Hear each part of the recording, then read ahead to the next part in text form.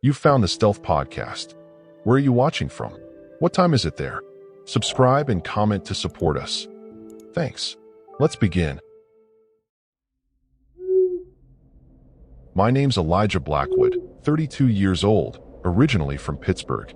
6 months ago, I quit my soul-crushing IT job, converted a 2015 Mercedes Sprinter, and embraced the van life I'd been dreaming about for years.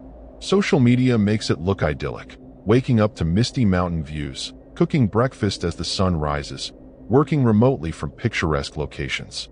Nobody posts about the other stuff.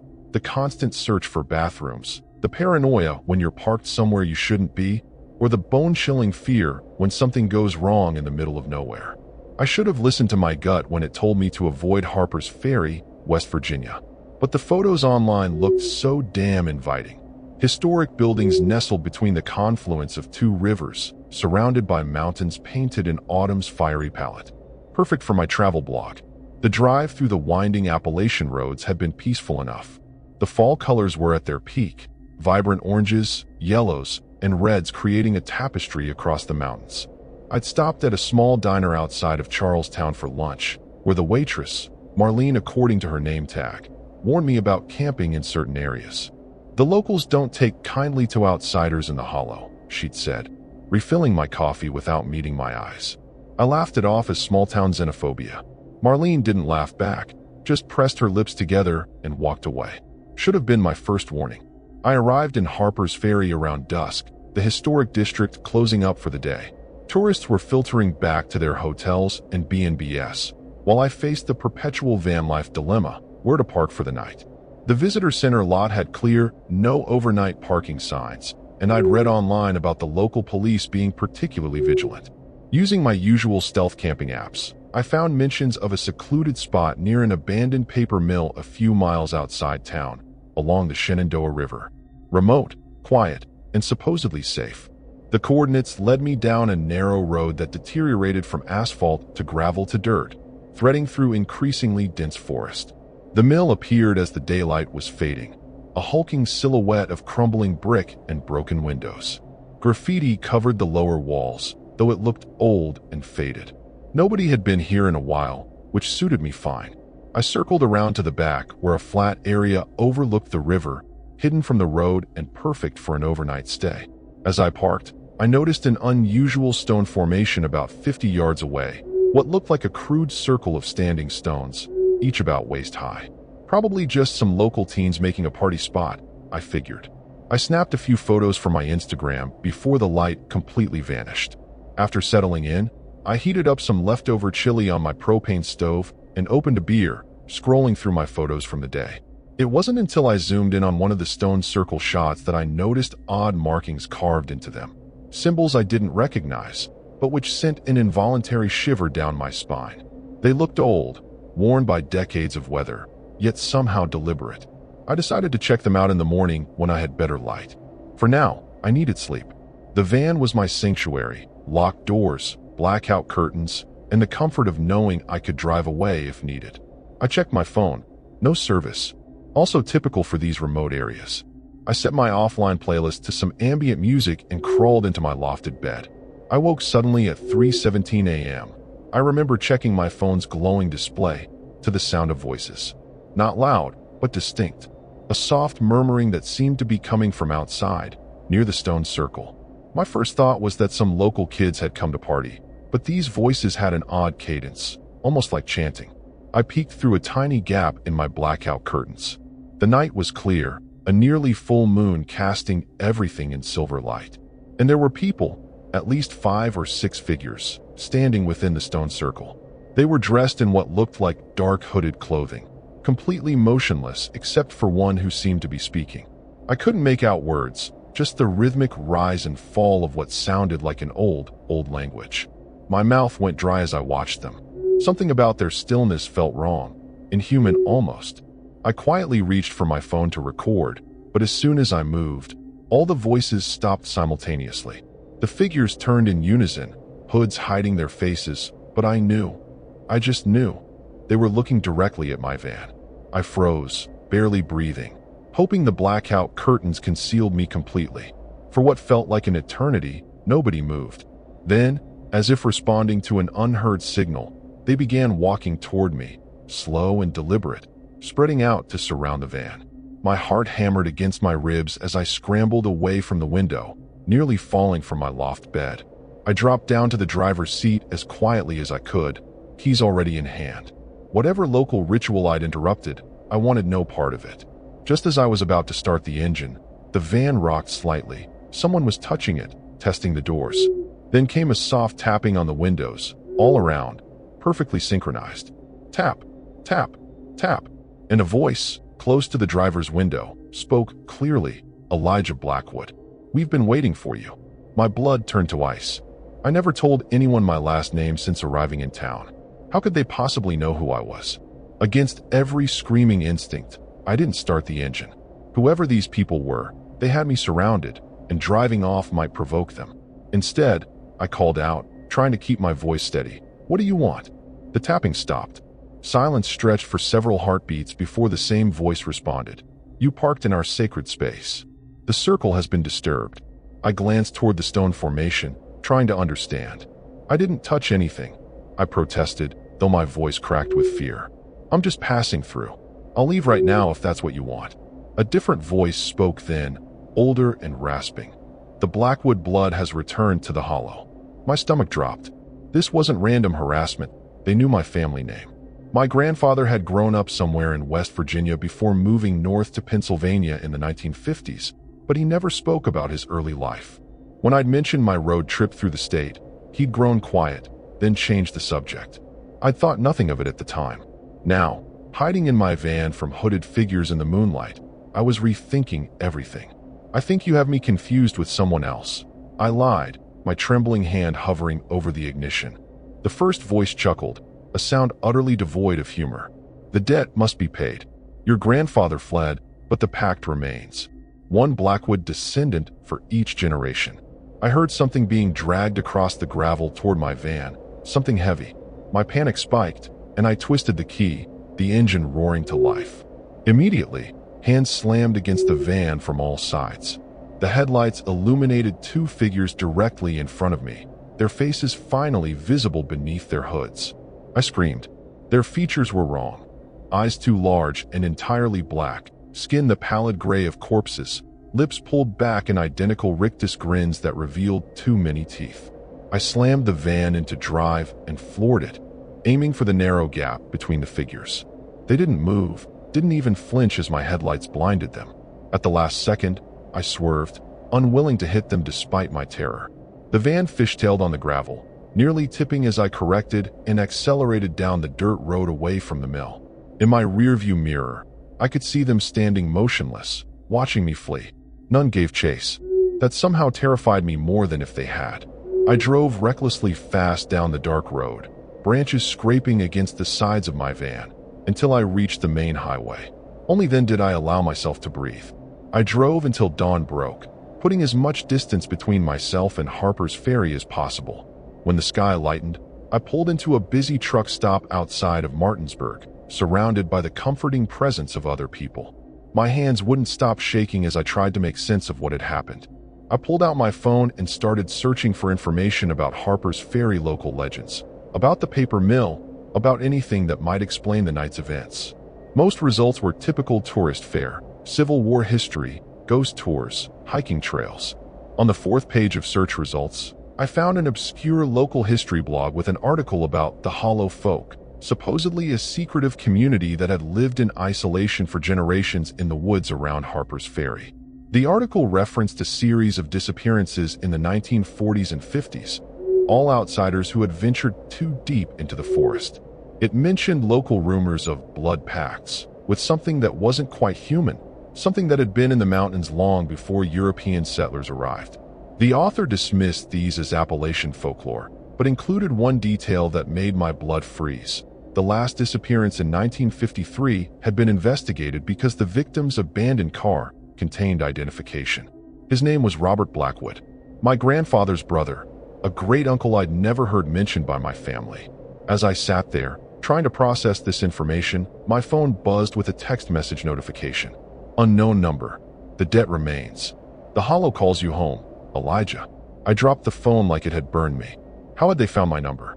I checked my surroundings frantically, scanning the truck stop for hooded figures, but saw only ordinary morning travelers getting coffee and filling gas tanks. With shaking hands, I picked up the phone again and blocked the number. Then another text came, from a different number.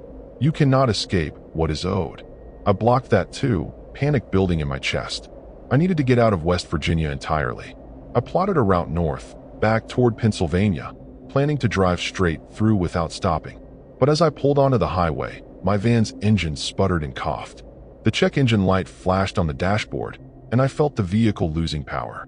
No, no, no, I muttered, pulling onto the shoulder as the engine died completely.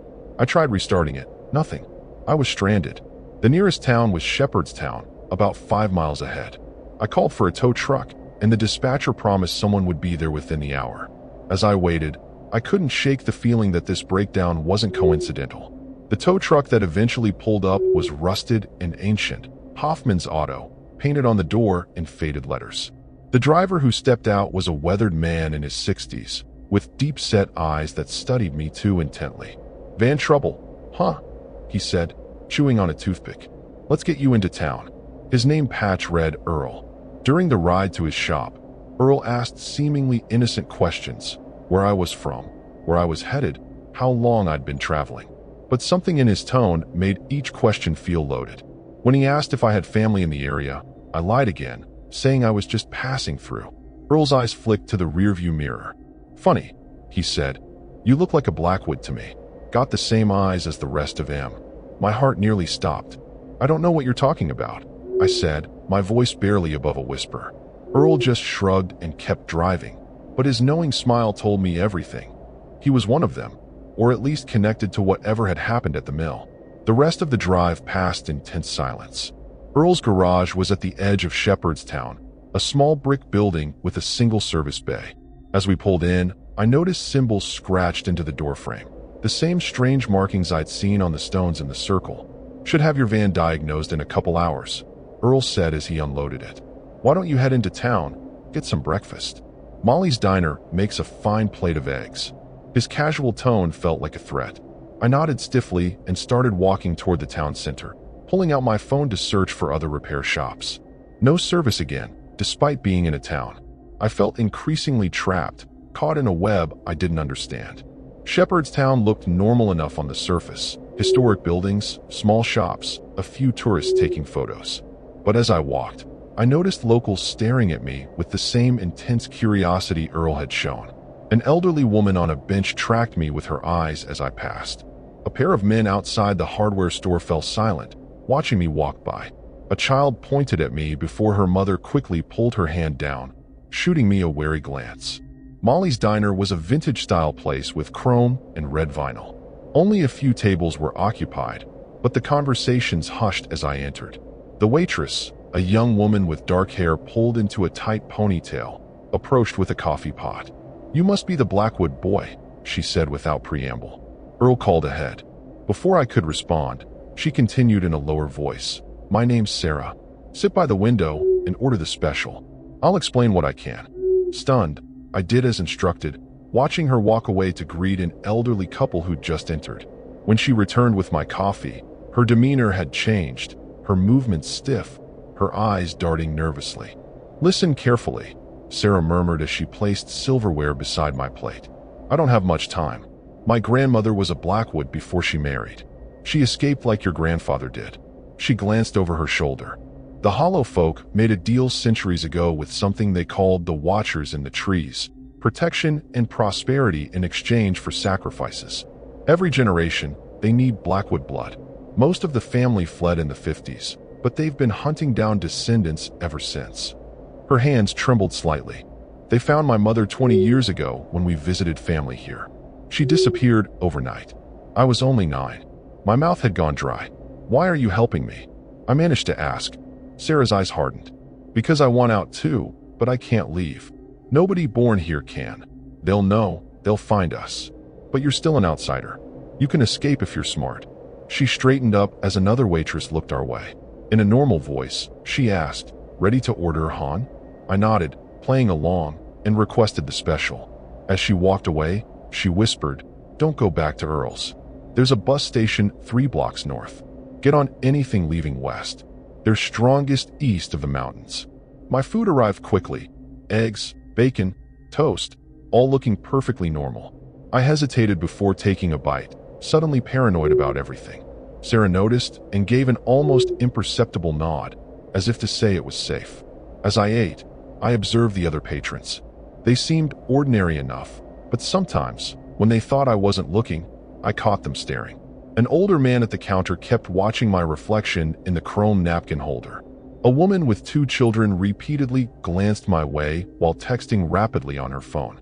The walls suddenly felt too close, the air too thick. I needed to get out. I paid quickly, leaving cash and a generous tip. As I stood to leave, Sarah passed by and pressed something into my palm. A small, smooth stone with one of those strange symbols etched into it. Protection, she whispered. My grandmother's. Now go. They're coming. The diner's bell jingled as the door opened, and Earl walked in, accompanied by 2 younger men. Their eyes locked onto me immediately. Sarah moved between us, deliberately dropping a stack of menus. Oops. So clumsy today, she said loudly. Sir, the restrooms are through that back door if you need them before you go. I took the hint and hurried toward the back, hearing Earl's voice behind me. Hold up there, Blackwood. Your van's ready sooner than expected. I pushed through the door marked restrooms, finding a short hallway with men's and women's bathrooms, and an emergency exit at the end. I burst through it into an alley, setting off an alarm that shrieked behind me. Running now, I cut between buildings, heading north as Sarah had directed. I could hear shouts and footsteps in pursuit. The bus station appeared ahead, a small brick building with a single coach idling outside. The destination board read Morgantown. I didn't care where it was going as long as it was away from here. I sprinted the final distance, aware of figures converging from side streets. The bus driver was just closing the luggage compartment as I approached. Wait, I gasped. I need a ticket. He looked at me oddly, a wild-eyed man running with no luggage. Ticket office is inside, he said slowly. But we're leaving in 2 minutes. I glanced back and saw Earl and at least 4 others walking purposefully toward us. I pulled out my wallet. How much to pay on board? I'll give you cash, double the fare. Please. Something in my desperate expression must have convinced him. He named a price. I handed over the bills, and he gestured for me to board. As I climbed the steps, I heard Earl call out, Elijah, you're making a mistake, son. The bus pulled away just as Earl reached it, his weathered hand slapping against the side as we accelerated. Through the window, I watched him standing in the road, growing smaller in the distance. He wasn't running after us or shouting. He simply stood, watching, with absolute certainty in his posture. The message was clear. He didn't need to chase me. Whatever this was, it wasn't over. I collapsed into a seat halfway down the aisle, my heart pounding painfully against my ribs. An elderly woman across from me peered over her reading glasses with concern. You all right, dear? You look like you've seen a ghost. If only it were that simple. I'm fine. I lied, trying to control my breathing. Just didn't want to miss the bus. My phone buzzed in my pocket, and I pulled it out with trembling hands. Another unknown number. Buses can be dangerous. So many accidents on mountain roads. I stared at the message in horror, then looked around frantically, checking each passenger. Most were elderly tourists or locals, nobody paying particular attention to me. How did they know I was on a bus? I turned off my phone completely, then remembered my van. All my possessions, my laptop, clothes, everything I owned was still at Earl's garage. But going back wasn't an option. Things could be replaced, my life couldn't. The bus wound through the mountains of West Virginia, each mile taking me further from Shepherdstown, but doing little to ease my panic. After about an hour, we stopped in a small town called Davis for a scheduled 30-minute break. Most passengers disembarked to use the restrooms or grab snacks from the connected convenience store. I stayed seated, afraid to step off the bus. The driver gave me an odd look as he passed. Half-hour stop, buddy. Might want to stretch your legs. Reluctantly, I nodded and followed the last passengers out, keeping my head down and hoodie up. Inside the store, I headed straight for the restroom, locking myself in a stall and trying to think clearly. I needed to contact someone, but who? The police would never believe my story about hooded figures and ancient pacts. My parents were on a European cruise with limited communication. My few friends back in Pittsburgh weren't equipped to handle something like this. I thought of my grandfather. Could he have answers? But he was in a nursing home with advancing dementia. I'd have to figure this out alone. First step, get as far from this region as possible. I splashed water on my face and stared at my reflection. I looked terrible, pale, eyes wild with fear. For a moment, I thought I saw something move behind me in the mirror, but when I spun around, the bathroom was empty. When I exited the restroom, the convenience store seemed different. It had emptied out, no sign of the other bus passengers. The fluorescent lights flickered overhead, casting strange shadows. At the counter, a clerk I hadn't noticed before stood watching me. He was tall and gaunt, his skin sallow under the harsh lighting. "Found you," he said simply, his voice eerily similar to the one that had spoken outside my van. My blood turned to ice. I backed toward the door, but it wouldn't budge when I pushed it. Outside, I could see the bus still parked, but no people, not the driver, not the passengers, no one. "Don't bother," the clerk said, coming out from behind the counter. "The watchers have marked you. There's nowhere in these mountains you can hide." He reached into his pocket and pulled out something that made me gag. A small, withered object that looked disturbingly like a human finger. "Your great-uncle's contribution," he explained casually. "We've kept it all these years, waiting for another Blackwood. It helps us track the bloodline." He began walking toward me, the desiccated finger extended like a grotesque compass. "The others are coming. They'll be here soon, but I wanted to meet you first. I've never seen a sacrifice up close before." Pure adrenaline took over. I grabbed a metal napkin dispenser from a nearby table and hurled it at the overhead lights. Glass shattered, plunging half the store into darkness. In the confusion, I ran for the emergency exit at the back, shouldering it open and triggering another blaring alarm. Outside was the rear parking lot, empty except for a few employee vehicles. I sprinted toward the tree line behind the building, hearing the door slam open behind me. "It won't help," the clerk called after me. "They're already in the trees. The watchers see everything in their domain." The forest closed around me as I ran blindly, branches whipping at my face. I had no plan, no direction, just the primal need to put distance between myself and my pursuers. The rational part of my brain knew I was making a mistake. Running into unfamiliar woods in the mountains was dangerous, even without being chased by cultists. But fear overrode reason. After several minutes of crashing through underbrush, I stopped to catch my breath, listening. The forest had gone silent. No birds, no insects, nothing but my own ragged breathing. Then I heard it. Footsteps, not just from behind, but from multiple directions. They were surrounding me. Panicking, I changed direction, moving as quietly as I could downhill, hoping to find a road, a house, anything. The stone Sarah had given me was clutched in my palm, my fingers tracing its strange symbol repeatedly. I had no reason to believe it offered any real protection, but it was the only thing I had. The slope grew steeper, the ground more treacherous. In the growing darkness, how had it gotten so dark so quickly? I missed my footing and fell, tumbling painfully down the hillside, unable to stop myself. I crashed through brush and over rocks until I slammed into something solid that knocked the wind from my lungs. When my vision cleared, I realized I'd hit a tree, an enormous one, far larger than any I'd noticed in the forest until now. Its massive trunk was twisted, the bark forming patterns that, in my dazed state, looked almost like faces frozen in screams. Worse, embedded in the trunk at eye level was a familiar object, another withered human finger, this one pressed into the bark until the tree had grown around it. With growing horror, I noticed other objects pushed into the wood.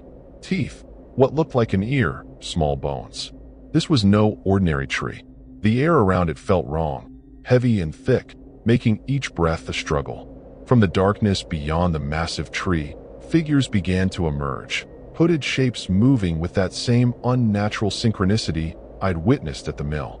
I scrambled to my feet, but my ankle collapsed under me, sprained or broken in the fall. I was trapped. The circle of figures tightened around me, their faces still hidden in shadow. One stepped forward, not Earl or the clerk, but someone new. When he pulled back his hood, I bit back a scream.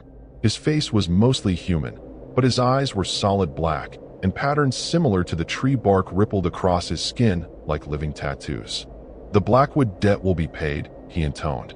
Your blood will feed the Watchers for another generation." As they closed in, my hand tightened around Sarah's stone. In desperation, I held it up like a talisman. The effect was immediate. The figures hesitated, their synchronized movement faltering. The leader hissed, his black eyes fixed on the small object. "Where did you get that?"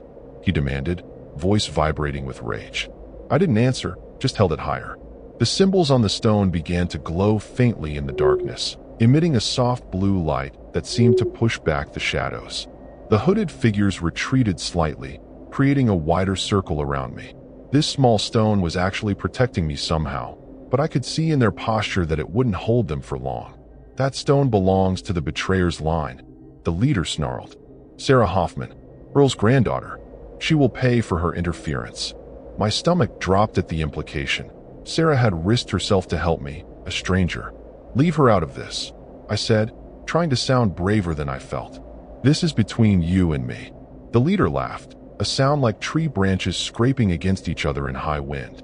"No, Elijah Blackwood. This is between your blood and powers far older than either of us. The pact cannot be broken. If not you, then another of your line." My mind raced. "My grandfather," I said suddenly. "He escaped." "How?" The figures exchanged glances, their synchronicity broken further. It was clear I'd touched on something significant.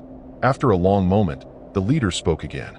"Robert Blackwood was taken, as agreed. But your grandfather Morris tricked us. He offered a substitute, his wife, pregnant with your father. 2 lives for his freedom." The revelation hit me like a physical blow. My grandmother hadn't died in childbirth as I'd been told. She'd been sacrificed. And my grandfather had lived with that knowledge his entire life. But the substitute was imperfect, the leader continued. The Watchers accepted it temporarily, but the true debt remained. When your father died without returning to these mountains, the debt passed to you. My father had died of a stroke 5 years ago. Too young, the doctors had said, with no clear cause. Had he somehow known? Had he stayed away from West Virginia his entire life to avoid this fate? My thoughts were interrupted by movement. The circle was tightening again, the stone's protection weakening. I needed to act, but my injured ankle left me few options. Then I remembered Sarah's words. "They're strongest east of the mountains." We were in the mountains now, but if I could somehow get west, it was a desperate plan, but the only one I had. I searched the darkness beyond the figures, trying to orient myself. The sun had set behind me when I'd entered the forest, which meant west was at my back. Behind me was the massive tree with its grotesque decorations, and beyond that, hopefully, a path toward safety. But I couldn't outrun them, not with my injured ankle. I needed a diversion. My eyes fell on the tree itself. If this was their sacred object, what would happen if I attacked it? The decision made, I lunged backward, pressing my back against the tree trunk. The stone held out before me. "Stay back," I shouted, buying time as my free hand reached into my pocket for my lighter. The figures hesitated, clearly confused by my movement toward the tree rather than away from it. "The debt ends here," I declared, trying to keep my voice steady. "No more Blackwoods will feed your Watchers." In one fluid motion, I flicked the lighter and held the flame to one of the lower branches, which was draped with what looked like dried moss or lichen. It caught immediately, the flame racing up the ancient bark with unnatural speed. The reaction was instantaneous and terrifying. The figures screamed, not in human voices, but in a cacophony of sounds like wood splintering and earth tearing. The leader fell to his knees, clutching his chest as the patterns on his skin began to bleed actual sap. The tree itself seemed to come alive, the faces in its bark contorting in silent screams as the fire spread. I didn't wait to see more. Using the stone as a shield before me, I pushed through the distracted circle and hobbled as fast as my injured ankle would allow toward what I hoped was west. Behind me, the forest erupted in chaos, trees thrashing without wind, the ground trembling beneath my feet. I don't know how long I ran limp through the forest, driven by pure survival instinct. The sounds of pursuit faded, replaced by an eerie silence broken only by my labored breathing. When I finally broke through the tree line, I found myself on a rural highway. A road sign indicated I was near the town of Thomas, still in West Virginia, but on the western slope of the mountains. My ankle was swollen to twice its normal size, and blood from countless scratches soaked my clothing. But I was alive. A passing trucker took pity on me, assuming I was an injured hiker, and gave me a ride to the nearest urgent care clinic. That was 3 weeks ago. I've since made my way to Ohio, leaving my van and possessions behind without a second thought. I bought a used car with what remained of my savings and have been staying in cheap motels, never more than one night in the same place. I tried calling Sarah at Molly's Diner to warn her, but was told no one by that name worked there. In fact, they'd never had a waitress named Sarah.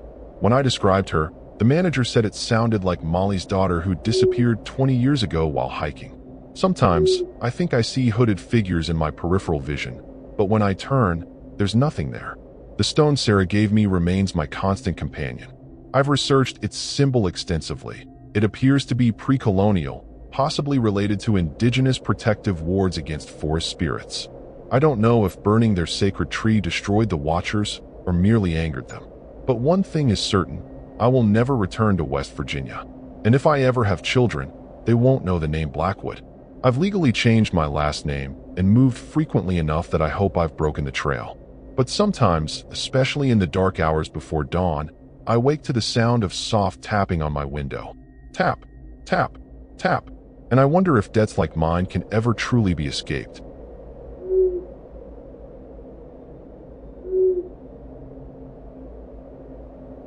My name's Vanessa Reyes, 28 years old, originally from Baltimore. I've been living the van life for almost 2 years now, documenting my journey on my moderately successful travel blog, Vanessa Goes Nowhere. After spending the winter in Florida, I decided to head north as temperatures warmed, with plans to explore the Blue Ridge Parkway and Appalachian Trail. That's how I found myself driving through the winding roads of West Virginia in my converted 1998 Dodge Ram van, affectionately named Rambo. The mountains were breathtaking, endless waves of green dotted with wildflowers and morning mist. I'd heard mixed things about West Virginia from fellow nomads. Incredible natural beauty, but also warnings about unfriendly locals in certain areas. Most vanlifers stick to established campgrounds and parks, but I prided myself on finding those hidden gems, the free, secluded spots that make for the best photos and stories. I'd been on the road since dawn when I spotted the handwritten sign, Blackwater Falls State Park, Scenic Detour, Local Route. An arrow pointed down a narrow paved road that wasn't on my GPS. Impulsively, I turned. The state park was already on my itinerary, but a scenic shortcut discovered by chance? That's exactly the kind of authentic experience my followers loved. The road narrowed as it wound deeper into the forest, the towering trees creating a natural tunnel. The pavement eventually gave way to gravel, then to rutted dirt. Just as I was considering turning back, the trees opened up to reveal a breathtaking vista, a deep valley with a silver ribbon of river running through it. I pulled over at the crude lookout point, grabbed my camera, and spent an hour shooting the landscape in the perfect late afternoon light. By the time I finished, dusk was approaching, and I needed to find a place to park for the night. According to my map, the state park was still about 15 miles away, and I wasn't keen on navigating unfamiliar mountain roads in the dark. As I continued down the road, I noticed a small dirt track branching off to the right, with a weathered wooden sign reading Echo Lake, no facilities. Perfect. Off the beaten path lakes were ideal stealth camping spots, flat parking, beautiful views, and usually deserted during weekdays. I carefully guided Rambo down the rough track, wincing as branches scraped against the sides. After about a mile, the forest opened up again, revealing a small, pristine lake surrounded by towering pines. The surface was mirror smooth, perfectly reflecting the mountains and deepening sky. I parked in a flat area near the shore, positioning Rambo for a gorgeous sunrise view across the water. The silence was profound, broken only by occasional bird calls and the gentle lapping of water against the shore. This was why I'd chosen van life, moments of perfect solitude in places of stunning beauty. I set up my portable table outside and prepared a simple dinner, streaming a playlist through my Bluetooth speaker at low volume. As the sun set, I noticed something odd across the lake, what looked like small lights moving among the trees. Campers, perhaps, though I hadn't seen any other vehicles on the way in. I snapped a few photos with my zoom lens, but couldn't make out details in the fading light. Probably just hikers with headlamps, I decided. Night fell quickly, as it tends to do in the mountains. I retreated into my van, locking the doors out of habit rather than fear. My setup was cozy and efficient. A platform bed in the back, compact kitchen along one side, tiny bathroom unit, and a convertible workspace/dining area. I edited the day's photos on my laptop, selecting the best ones to upload once I had a signal again. Around midnight, I was startled by voices, distant but clear across the water. I peered through my curtains, but could see nothing except the moonlight reflecting off the lake's surface. The voices continued, rising and falling in what sounded like song or chant. Curious rather than alarmed, I decided to record it, thinking it might make an interesting addition to my blog post about the area. I slipped out of the van with my phone, standing silently by the shore. The singing was hauntingly beautiful, with words in a language I didn't recognize. I could see small pinpricks of light through the trees on the far shore, like candles or lanterns moving in procession. As I recorded, the lights began to spread out along the shoreline opposite me. Then, abruptly, the singing stopped. One by one, the lights were extinguished until the forest across the lake was plunged into absolute darkness. The silence that followed felt heavy, expectant. An overwhelming sensation of being watched prickled across my skin. I retreated to my van, suddenly eager to be behind locked doors. Sleep came fitfully, punctuated by strange dreams, dark water, shadowy figures, and persistent whispers just beyond comprehension. I woke several times, certain I'd heard something moving outside the van. Each time, I peered through the curtains to see nothing but moonlight and shadows. Just after 3 a.m., I woke to a distinct tapping on my window. Tap, tap, tap, pause, tap, tap, tap. My heart leapt into my throat. I remained perfectly still, straining to hear any other sounds. The tapping came again, more insistent. With trembling hands, I reached for my phone, using it as a flashlight as I cautiously pulled back the curtain. Outside, a girl of about 12 stood beside my van, her pale face illuminated by my light. She wore an old-fashioned white nightgown, her long dark hair hanging loose around her shoulders. Her eyes widened when our gazes met. "Please," she said, her voice barely audible through the glass. "Please help me. They're coming." Behind her, the forest was dark and still. I hesitated, every horror movie I'd ever seen flashing through my mind. But she was just a child, clearly terrified. Against my better judgment, I cracked the side door open. "Who's coming?" I asked. "Where are your parents?" The girl glanced nervously over her shoulder. "There's no time," she whispered urgently. "They do the choosing tonight. They've picked me. Please, take me away from here." Before I could respond, headlights appeared in the distance, coming down the same track I'd used to reach the lake. The girl's face contorted with fear. "Too late," she gasped. "Don't let them know you saw me. They'll take you too."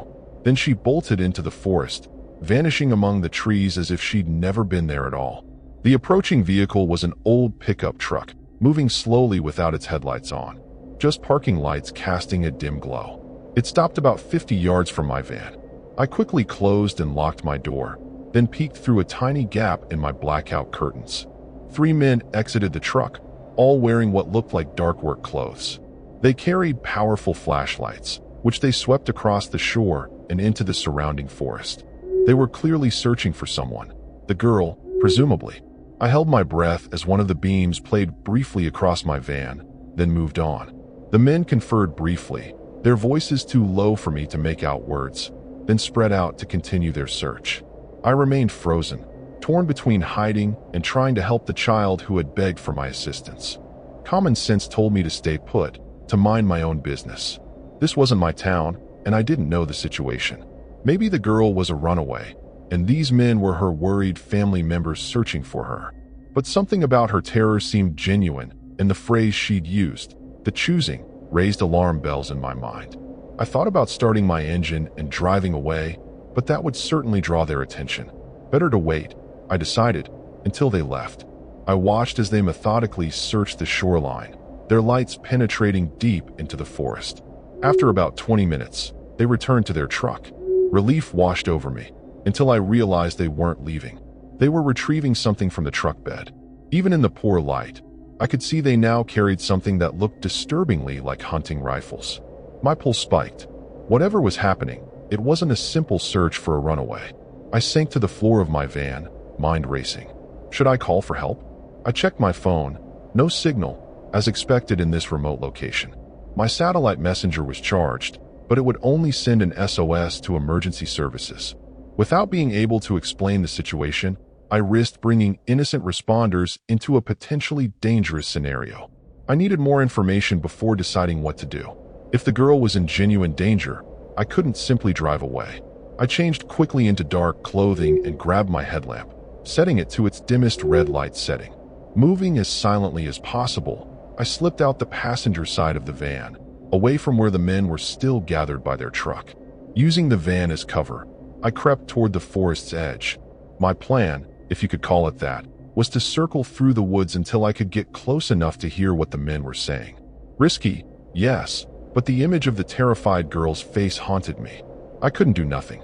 The forest floor was covered in pine needles, mercifully quiet underfoot. I moved slowly, careful not to snap branches or rustle leaves, keeping the men's flashlight beams in sight. Third one this year, I heard as I got closer. Old ways are getting harder to maintain. A different voice responded, lower and gruffer. Outsiders everywhere now, with their cameras and blogs. Eyes all over our mountains. I froze at the mention of blogs. Did they somehow know about mine? The third man spoke, his voice carrying an authority the others lacked. The Covenant doesn't care about our modern problems. 7 chosen, 7 taken, or the prosperity ends. You know what happened in '83 when we tried to skip a year? The others murmured in agreement, and I heard genuine fear in their responses. Whatever had happened in 1983, it had left a lasting impression. The leader continued, the Bennett girl is the 6th. We need one more before midnight. The outsider by the lake will do. Ice flooded my veins. They were talking about me. I began backing away slowly, planning to return to my van and escape while they were still distracted. But as I retreated, my foot caught on an exposed root. I stumbled, catching myself before falling, but snapping a branch with a crack that sounded deafening in the quiet forest. Instantly, all 3 flashlights swung in my direction. There, one of the men shouted. In the trees. I abandoned stealth and ran, crashing through the underbrush back toward my van. Behind me, I heard them giving chase, their lights bobbing wildly as they pursued. I reached Rambo seconds before they emerged from the forest. Fumbling with shaking hands, I managed to unlock the door and throw myself inside, slamming and locking it just as the first man arrived at the van. I lunged for the ignition, but in my panic, I dropped the keys. They clattered somewhere under the passenger seat as the men surrounded my vehicle. Come out, miss, the leader called, his voice unnervingly calm. We don't mean you harm. We just need to talk. I scrambled frantically for my keys, fingers searching blindly beneath the seat. A heavy hand slapped against my window, making me jump. You're trespassing on private property, the man continued. This isn't public land. We need to escort you out of here. I'm leaving right now. I called back, my voice higher than normal with fear. Just give me a second to start up. My fingers finally closed around the key ring, and I nearly sobbed with relief. Actually, the leader said, his tone shifting subtly, we insist on escorting you. These roads are tricky at night, easy to get lost. As I jammed the key into the ignition, I heard a distinctive sound that turned my blood to ice, the metallic click of a rifle being cocked.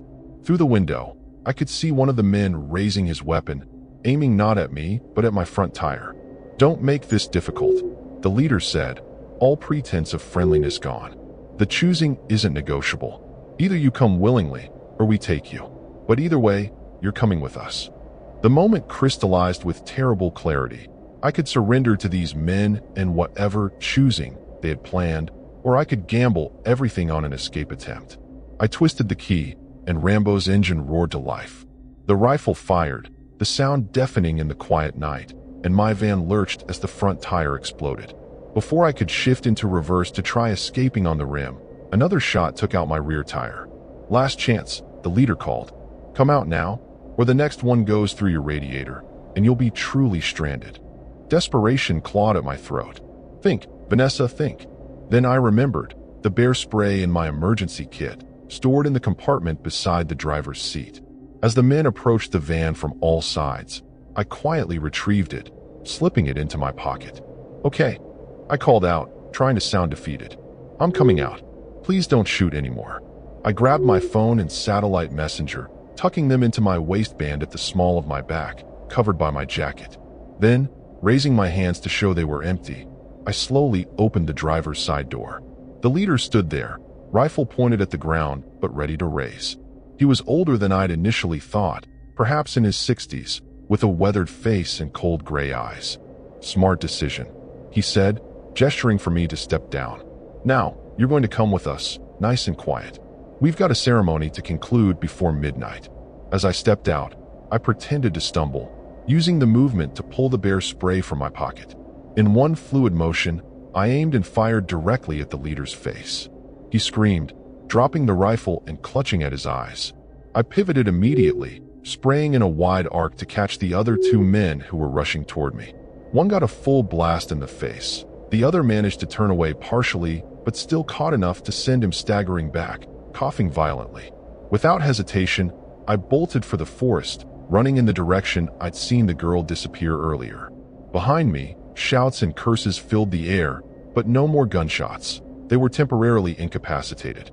The forest was pitch black, but I dared not use my headlamp for fear of giving away my position. I ran blindly, hands extended to prevent colliding with trees, tripping and stumbling over roots and undergrowth. My only goal was distance, to get as far from those men as possible.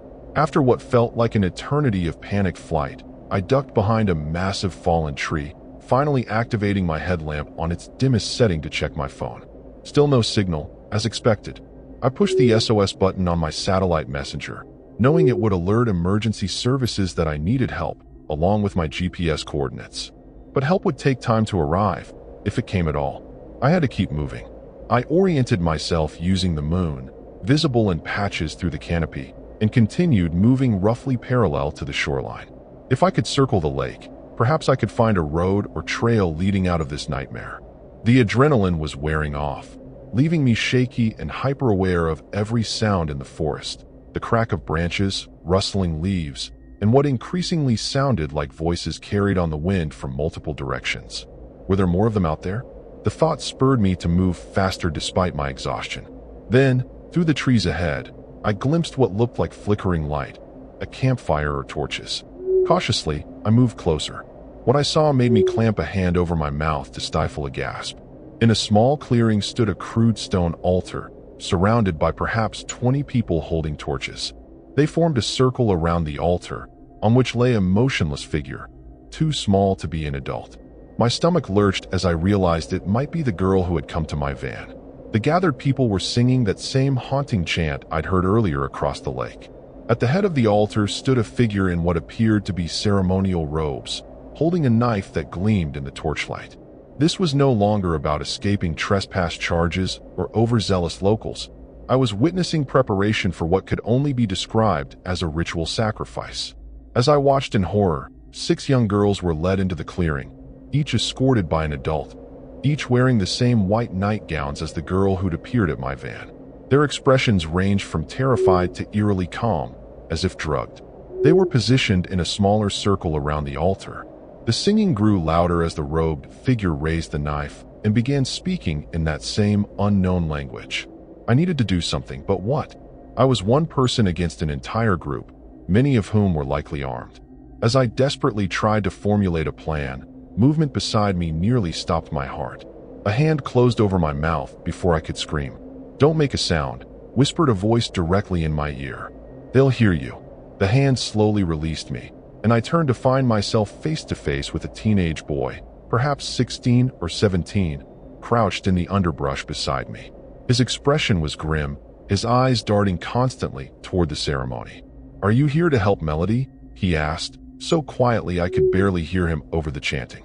I nodded, assuming Melody must be the girl who'd come to my van. "She's my sister," he continued. "They chose her this year. I've been trying to find a way to stop it, but there are too many of them." His voice broke slightly. "They've already taken one girl tonight. Melody will be next." The reality of the situation crashed over me. "What is this?" I whispered. "Why are they doing this?" The boy, who introduced himself as Tyler, explained in hurried whispers. The community around Echo Lake had practiced what they called the choosing for generations. Each year, 7 children would be given to the lake to ensure prosperity, good harvests, and protection from natural disasters. Most of the community genuinely believed in the ritual, their belief reinforced by the flourishing of their isolated community while surrounding towns withered economically. Tyler's family had always participated out of fear of ostracism, but when his sister was selected, he couldn't accept it. "My parents are down there," he said, disgust evident in his voice. "They believe this is necessary, a sacrifice for the greater good." As we watched, the robed figure completed the incantation and lowered the knife toward the figure on the altar. I couldn't see clearly what happened next, but a moment later, 4 men carried something wrapped in white cloth to the edge of the lake. With ceremonial slowness, they waded into the water and submerged the bundle. My blood ran cold as I realized what I was witnessing. Tyler grabbed my arm, his fingers digging in painfully. "They'll come for Melody next," he whispered urgently. "We have to do something now." The situation was beyond horrific, but a desperate plan was forming in my mind. I still had my phone, my satellite messenger had been activated, and now I had a witness. I needed evidence. "I need to record this," I whispered to Tyler, already pulling out my phone and switching it to video mode. "If we can't stop them right now, we need proof to bring back authorities." Tyler looked doubtful, but nodded. I started recording, capturing the robed figure selecting the next girl, Melody, I presumed from Tyler's choked sound beside me. As they led her toward the altar, I zoomed in as much as the phone's camera would allow, trying to capture faces clearly. Tyler trembled beside me, clearly fighting the urge to rush down there. "We can't fight them all," I murmured. "We need a distraction, something to interrupt the ceremony long enough for us to grab Melody and run." Tyler thought for a moment, then reached into his pocket and produced a lighter. "There's a hunting cabin about half a mile east of here," he whispered. "If I set a fire, they'll see the smoke. Most of them will go to check. Wildfire is the one thing everyone here fears more than angering their late god." The plan was risky, but we were out of options. As Melody was laid on the altar, her terrified eyes visible even from our position, Tyler slipped away to start the diversion. I continued recording, forcing myself to keep the camera steady despite my shaking hands. The ceremony proceeded, the chanting reaching a crescendo as the knife was once again raised. Just as the robed figure began the final incantation, shouts erupted from the far side of the gathering. "Fire! Fire in the East Forest!" Several participants broke away immediately, rushing toward the growing orange glow visible through the trees. The ceremony faltered, the chanting becoming disjointed as more people noticed the smoke now clearly visible against the night sky. The robed leader tried to maintain order, shouting for the ritual to continue, but panic was spreading. This was our chance. I pocketed my phone and moved quickly around the perimeter of the clearing, using the confusion to get closer to the altar where Melody lay, her wrists and ankles bound with rope. Most of the group was now focused on the fire, with several running to get buckets from a nearby shed. In the chaos, I darted from the tree line, keeping low and moving fast. I reached the altar just as the robed leader turned back from shouting orders about the fire. Our eyes met, and for a moment, we both froze in shock. Then his face contorted with rage. "Outsider!" he roared, raising the ceremonial knife now as a weapon. I grabbed Melody, who was conscious but seemingly drugged, and pulled her from the altar just as the knife came slashing down, missing us by inches. The remaining participants turned at the leader's shout, and suddenly all attention was on me. "Run!" I screamed at Melody, cutting her bonds with the pocket knife I always carried. She was wobbly but managed to stand. Members of the cult were converging on us from all directions.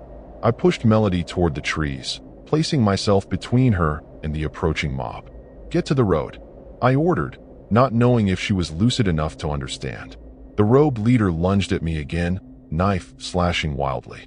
I dodged backward, tripping over a torch that had been dropped in the confusion and falling hard. The leader stood over me, knife raised for a killing blow, when a rock struck him squarely in the temple, sending him staggering sideways. Tyler emerged from the chaos, grabbing my arm and hauling me to my feet. "Come on," he shouted. The fire's spreading faster than I planned. Indeed, the orange glow was brightening rapidly, and I could now smell smoke. We ran after Melody, who was stumbling toward the trees. Behind us, the cult members were splitting into groups, some pursuing us, others rushing to fight the fire. The three of us plunged into the forest, Tyler leading us on a path only he could see in the darkness. "Where are we going?" I gasped, helping to support the still disoriented Melody. "My van's disabled." Tyler pointed toward the rising moon. "There's an old fire road about a mile this way. It connects to the main highway eventually." The sounds of pursuit grew closer, crashing branches, shouting voices, and the occasional crack of what might have been gunfire. The forest fire was spreading quickly, driven by dry conditions and wind, creating a chaotic backdrop to our desperate flight. My lungs burned, and my legs felt like lead, but the alternative to running was unthinkable. Melody was becoming more alert, the effects of whatever they'd given her wearing off as adrenaline kicked in. "They'll kill us all," she gasped between labored breaths. "They have to. No witnesses. Never any witnesses." Her words chilled me despite the growing heat from the approaching fire. The forest thinned suddenly, and we found ourselves at the edge of a steep ravine. At the bottom, perhaps 40 feet down, a creek rushed over rocks, swollen from recent rains. Tyler cursed. "We need to follow the edge until we find a place to cross." But the sounds of pursuit were too close now. Flashlight beams bobbed through the trees behind us, accompanied by angry shouts. Making a split-second decision, I pulled both Tyler and Melody down into a dense thicket of undergrowth. "Stay absolutely silent," I whispered, covering Melody's mouth with my hand as she started to protest. Within seconds, 3 men burst from the trees, stopping just feet from our hiding place. "They came this way," one insisted, sweeping his flashlight across the ravine. "They must have tried to cross." Another shook his head. "No one's fool enough to try that in the dark. They're hiding." The third man raised his rifle, using the scope to scan the area. My heart pounded so loudly I was certain they would hear it. The man with the rifle turned slowly, the beam of his weapon-mounted light passing inches above our heads. Then, mercifully, a shout came from deeper in the forest. "Fires jumped the creek. It's heading for town." The men exchanged alarmed looks. "The ritual wasn't completed," one said, his voice tight with fear. "This is just the beginning."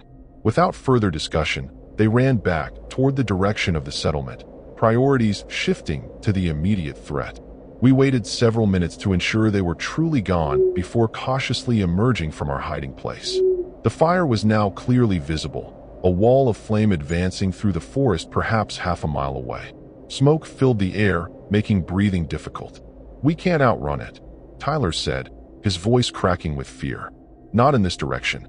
I looked at the ravine, a dangerous option, but perhaps our only one. "Can we get down there?" I asked, pointing to the creek below. Tyler nodded hesitantly. "There's a hunter's path about 100 yards that way.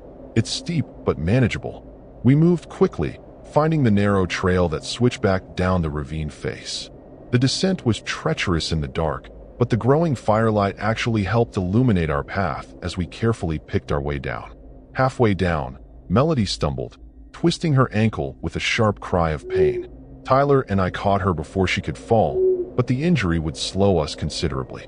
"Leave me," she gasped, tears streaming down her face. "I'll only get you killed too." Tyler's face hardened with determination. "No one's getting left behind," he insisted, helping me lift Melody into a fireman's carry across my shoulders. Her slight frame was manageable, but the steep path made the going precarious. Above us, the forest fire had reached the ravine's edge, sending burning debris raining down around us. We scrambled the last 20 feet to the creek, half sliding down the embankment in our haste to reach the water. The creek was cold and fast-moving, but relatively shallow, knee-deep in most places. We waded into the middle, finding momentary safety from the burning forest on either side. "Which way?" I shouted over the noise of fire and rushing water. Tyler pointed downstream. "It leads to the big river eventually. If we follow it, we'll reach the highway bridge about 3 miles down." With no better options, we began making our way downstream, Melody hobbling between us, one arm around each of our shoulders. The smoke was thick now, making each breath painful, but the creek provided a path through the inferno that had engulfed the forest on both sides. Behind us, a terrible crashing sound announced the collapse of trees into the ravine, sending a shower of sparks and burning embers over us. We quickened our pace as much as the slippery creek bed would allow. We'd traveled perhaps a mile downstream when the creek widened and deepened, becoming too dangerous to wade. The banks on either side were steep and now fully engulfed in flame. We were trapped in a narrowing corridor of relative safety, with the water becoming increasingly treacherous. "There!" Tyler shouted over the roar of fire and water, pointing ahead. A fallen tree spanned the creek about 50 yards downstream, creating a natural bridge to what appeared to be a less severely burning section of forest. It was a risk, but our only alternative was to continue in the increasingly dangerous creek. Together, we made our way to the fallen trunk and helped Melody up first. The bark was slippery, making the crossing slow and precarious. Halfway across, we heard shouts from upstream. Through the smoke and darkness, I could make out several figures silhouetted against the fire, making their way toward us along the creek bed. The cult members had found us again. "Hurry," I urged, helping Melody move faster despite her injured ankle. Tyler followed close behind. We had nearly reached the opposite bank when the worst happened. Melody lost her footing on the slick bark and fell, landing hard on the rocky creek bank below. She screamed in pain, clutching her now clearly broken leg, the bone visibly protruding through her skin. The fall had landed her on a narrow strip of shore, just out of the water but directly in the path of the approaching fire. Tyler leapt down immediately to help his sister, and I followed, knowing we had only minutes before either the fire reached us or our pursuers did. Melody was in shock, her face ghostly pale as blood pooled beneath her shattered leg. "Go," she whispered, eyes unfocused. "Please go." Tyler was sobbing now, trying desperately to lift her. "I can't carry her alone," he pleaded with me. The heat was becoming unbearable as the fire closed in from both sides. Making a split-second decision, I removed my belt and fashioned a crude tourniquet above Melody's wound, then helped Tyler lift her between us. Her agonized cry as we moved her was something I'll never forget, but we had no choice. Our progress was agonizingly slow, each step a battle against exhaustion, smoke, and the weight of Melody between us. The cult members had reached the fallen tree now and were attempting to cross despite the intensifying fire. Behind us, the forest thinned slightly, revealing what looked like an old, overgrown logging road, a potential escape route if we could reach it. With renewed determination, we pushed forward, Melody now unconscious from pain and shock, her head lolling against her brother's shoulder. The logging road was perhaps 100 yards away, across terrain that was burning but not yet consumed by the full force of the fire.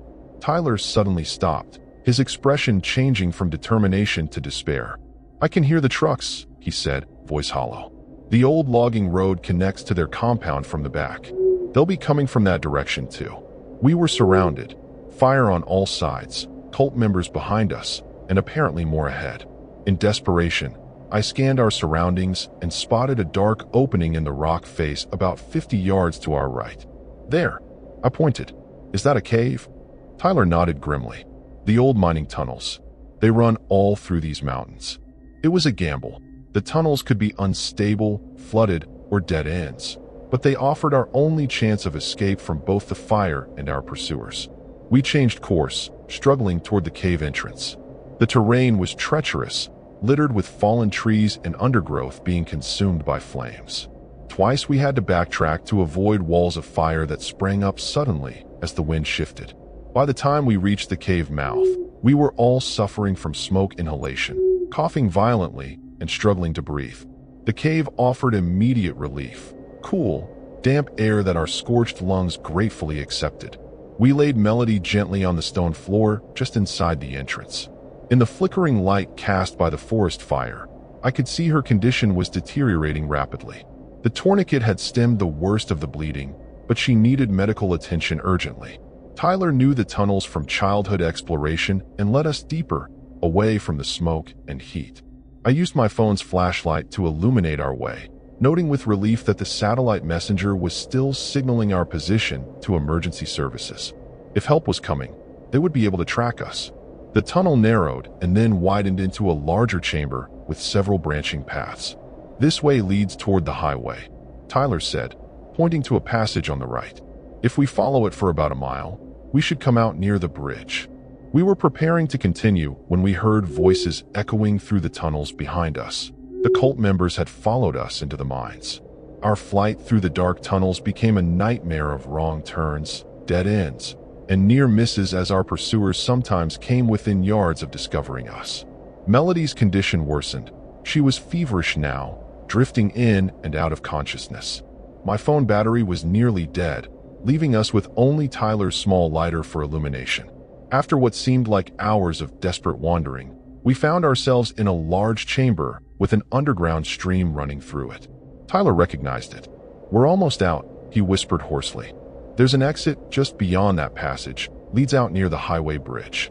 As we crossed the chamber, splashing through the shallow stream, a voice called out from the darkness behind us. "That's far enough." Lights blinded us as several flashlight beams converged on our position. The robed leader emerged from one of the tunnels, accompanied by 4 others. His ceremonial garb was scorched and torn, his face blackened with soot, but still recognizable. In his hand was not the ceremonial knife, but a very modern, very deadly pistol. "The ritual must be completed," he said, his voice eerily calm despite the catastrophe unfolding above ground. "The lake god demands 7 sacrifices, or none of us will survive the night." Tyler stepped forward, placing himself between the cult members and his sister. "This is madness," he shouted, his voice breaking. "Your ritual didn't work. The fire is destroying everything because you broke your own rules." The leader's expression didn't change.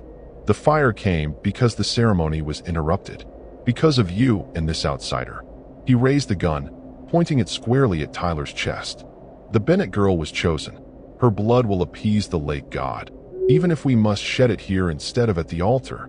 I was frantically searching for a way out, any possible escape, when the chamber was suddenly filled with a new sound, rushing water, growing louder by the second. The cult leader heard it too, his eyes widening in alarm. "The fire must have reached the reservoir," one of his companions said, panic evident in his voice. "The dam," he never finished the sentence. A wall of water burst into the chamber from one of the upper tunnels, a flash flood triggered by whatever damage the forest fire had caused to the structures above. There was no time to run, nowhere to hide. The torrent slammed into us with the force of a freight train. In an instant, we were all underwater, tumbling helplessly in the churning darkness. I caught a glimpse of Tyler desperately clutching Melody before the current tore them from my sight. My lungs burned as I was battered against rocks and debris, completely disoriented in the pitch-black chaos. Just as my consciousness began to fade, my head broke the surface. I gasped desperately for air before being dragged under again. The flood carried me through the tunnels at terrifying speed, providing no chance to swim or direct my course. I was completely at the mercy of the water's path. After what seemed like an eternity of violent churning, I was suddenly ejected into open air, falling several feet before plunging into a deeper, calmer body of water. The shock of impact nearly caused me to inhale water, but survival instinct took over. I kicked furiously toward what I hoped was the surface. When I finally broke through, the night sky greeted me, filled with orange glow and drifting embers. I had been swept out of the mountain and into what must have been part of the river system. Coughing and retching, I managed to drag myself to the rocky shore. Every muscle screamed in protest, and my lungs felt as though they'd been scoured with sandpaper. But I was alive. In the distance, sirens wailed. My satellite messenger had worked after all. As I lay there, struggling to recover, I heard splashing nearby. Turning my head, I saw Tyler emerge from the water about 20 yards downstream, dragging Melody's limp form behind him. I staggered to my feet and stumbled toward them, falling to my knees beside Melody's motionless body. Tyler was performing CPR, his movements frantic but precise. "Come on, Mel," he sobbed between compressions. "Please." After 3 agonizing rounds, Melody suddenly convulsed, water spewing from her mouth as she gasped desperately for air. Her eyes fluttered open, unfocused but alive. We had no time to celebrate this miracle, however. The roar of the fire was growing louder, and burning debris was raining down around us. We needed to get to the highway. Tyler lifted Melody, refusing my offer to help despite his obvious exhaustion. "I've got her," he insisted, his voice raw with emotion. "Just lead the way." We followed the river downstream, toward the flashing lights now visible in the distance. As we stumbled toward salvation, I glanced back at the mountains behind us. Echo Lake was no longer visible, engulfed by a raging inferno that painted the night sky crimson. When we finally reached the highway, emergency vehicles were everywhere: police, fire trucks, ambulances. The forest fire had grown into a major disaster, with crews arriving from neighboring counties. We were immediately surrounded by paramedics who whisked Melody into an ambulance. As they treated our injuries, I tried to explain what had happened to a skeptical sheriff's deputy. The story sounded insane even to my own ears. Ritual sacrifices, lake gods, an isolated cult that had existed undetected for generations. It wasn't until I produced my phone, miraculously still functioning in its waterproof case, and showed them the video evidence that their expressions changed from disbelief to horror. Tyler confirmed every detail, providing names and locations that would later prove invaluable to investigators. As dawn broke, we watched from the back of an ambulance as helicopters dumped water on the still-burning forest. The fire had consumed thousands of acres, including, we later learned, most of the settlement around Echo Lake. In the days that followed, as Melody recovered in the hospital, authorities searched the burned area and the cave system. They found bodies, both recent victims of the ritual and older remains that had been hidden in the lake for decades. The investigation uncovered a community that had maintained its isolation and terrible traditions for over a century, their practices becoming more desperate as the modern world encroached on their seclusion. Some cult members survived both fire and flood, only to face justice in the courts. Others, including the robed leader, were found drowned in the cave system. The story made national headlines, bringing journalists and curiosity seekers to the previously overlooked corner of West Virginia. My blog, with its eyewitness account and evidence, exploded in popularity, though the attention brought me little satisfaction given the circumstances. Tyler and Melody never returned to their former home. With their parents among those arrested for participation in the rituals, they entered the foster system. I maintained contact, visiting whenever I could as they adapted to their new lives. Melody's physical wounds healed faster than the psychological ones, but with therapy and time, both siblings began to recover. As for me, I couldn't bring myself to return to Vanlife immediately. The freedom of the open road now carried shadows I hadn't anticipated. I rented a small apartment in Pittsburgh and focused on writing a detailed account of what happened at Echo Lake. Some nights I still wake up gasping, feeling phantom water filling my lungs, or hearing that haunting chant across still water. 6 months after that terrible night, I finally worked up the courage to return to Rambo. My faithful van had been towed to an impound lot and then released to me once the investigation confirmed my story. With new tires and a fresh coat of paint, he looked almost the same as before. Almost, but not quite, just like me. I don't avoid remote places now, but I approach them differently. The hidden corners of America still call to me, but I've learned that some secrets are kept for terrible reasons. Some traditions deserve to be broken. Some places should remain unexplored. Before leaving West Virginia, I visited the Overlook one last time. Echo Lake still remained, though the forest surrounding it was a blackened skeleton of its former self. The water reflected the clear blue sky above, appearing peaceful and ordinary in the daylight. But I knew better. As I drove away, I glanced in my rearview mirror one last time, and for just a moment, I thought I saw ripples spreading across the lake's surface, though there was no wind that day and no rain to disturb the water. I pressed the accelerator harder and didn't look back again.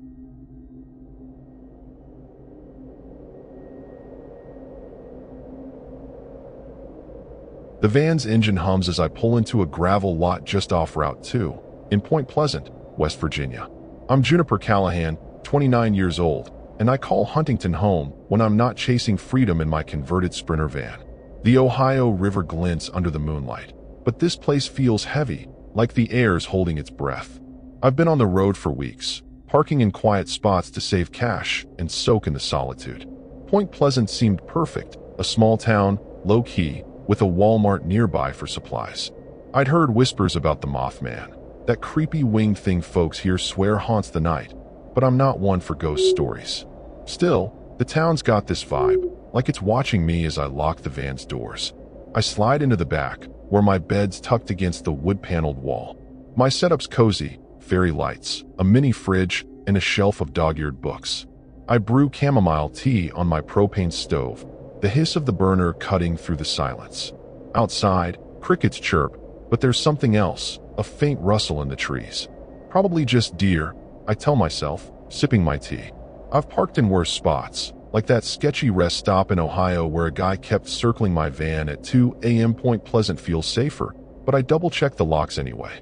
My phone's got one bar, enough to text my buddy Leo in Huntington that I'm settled for the night. The lot I picked is tucked behind an old gas station, abandoned but not creepy yet. I chose it because it's hidden from the main road, perfect for stealth camping. Vanlife's all about freedom, but it's also about staying sharp. You don't park somewhere too exposed, or you're asking for trouble. I've got a knife stashed under my pillow, a habit from too many nights in weird places.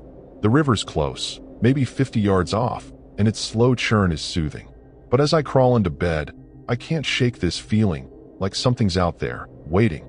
I laugh it off. Juniper, you're just tired. I pull the blackout curtains tight and try to sleep. My van's my sanctuary, built over 2 years of saving every dime from my barista gig. It's got solar panels, a composting toilet, the works. But tonight, it feels smaller, like the walls are inching in. I think about Mom back in Huntington, always nagging me to settle down. She doesn't get why I'd rather live on the road than in some cookie-cutter apartment. I scroll through my phone, looking at pics from my last stop in Charleston.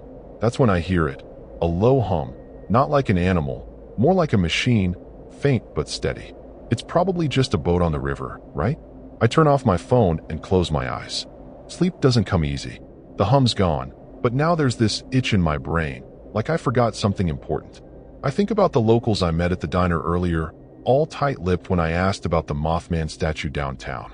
One guy, grizzled and missing a tooth, just muttered, "Don't go looking for him." I laughed it off then, but now, alone in my van, it's less funny. I'm not superstitious, but Point Pleasant's got this reputation. People go missing here sometimes, especially near the old TNT area where Mothman's supposedly been spotted. I shake my head. It's just a story. Still, I keep my knife close. I flip on a podcast to drown out my thoughts. Some true crime thing about a kidnapping in Ohio. The host's voice is soothing, but the story's grim. A woman snatched from a parking lot, never seen again. I pause it, heart thumping. Why am I even listening to this? I glance at the curtains, half expecting to see a face pressed against the glass. Nothing, just darkness. I tell myself I'm being paranoid, but I check the locks again.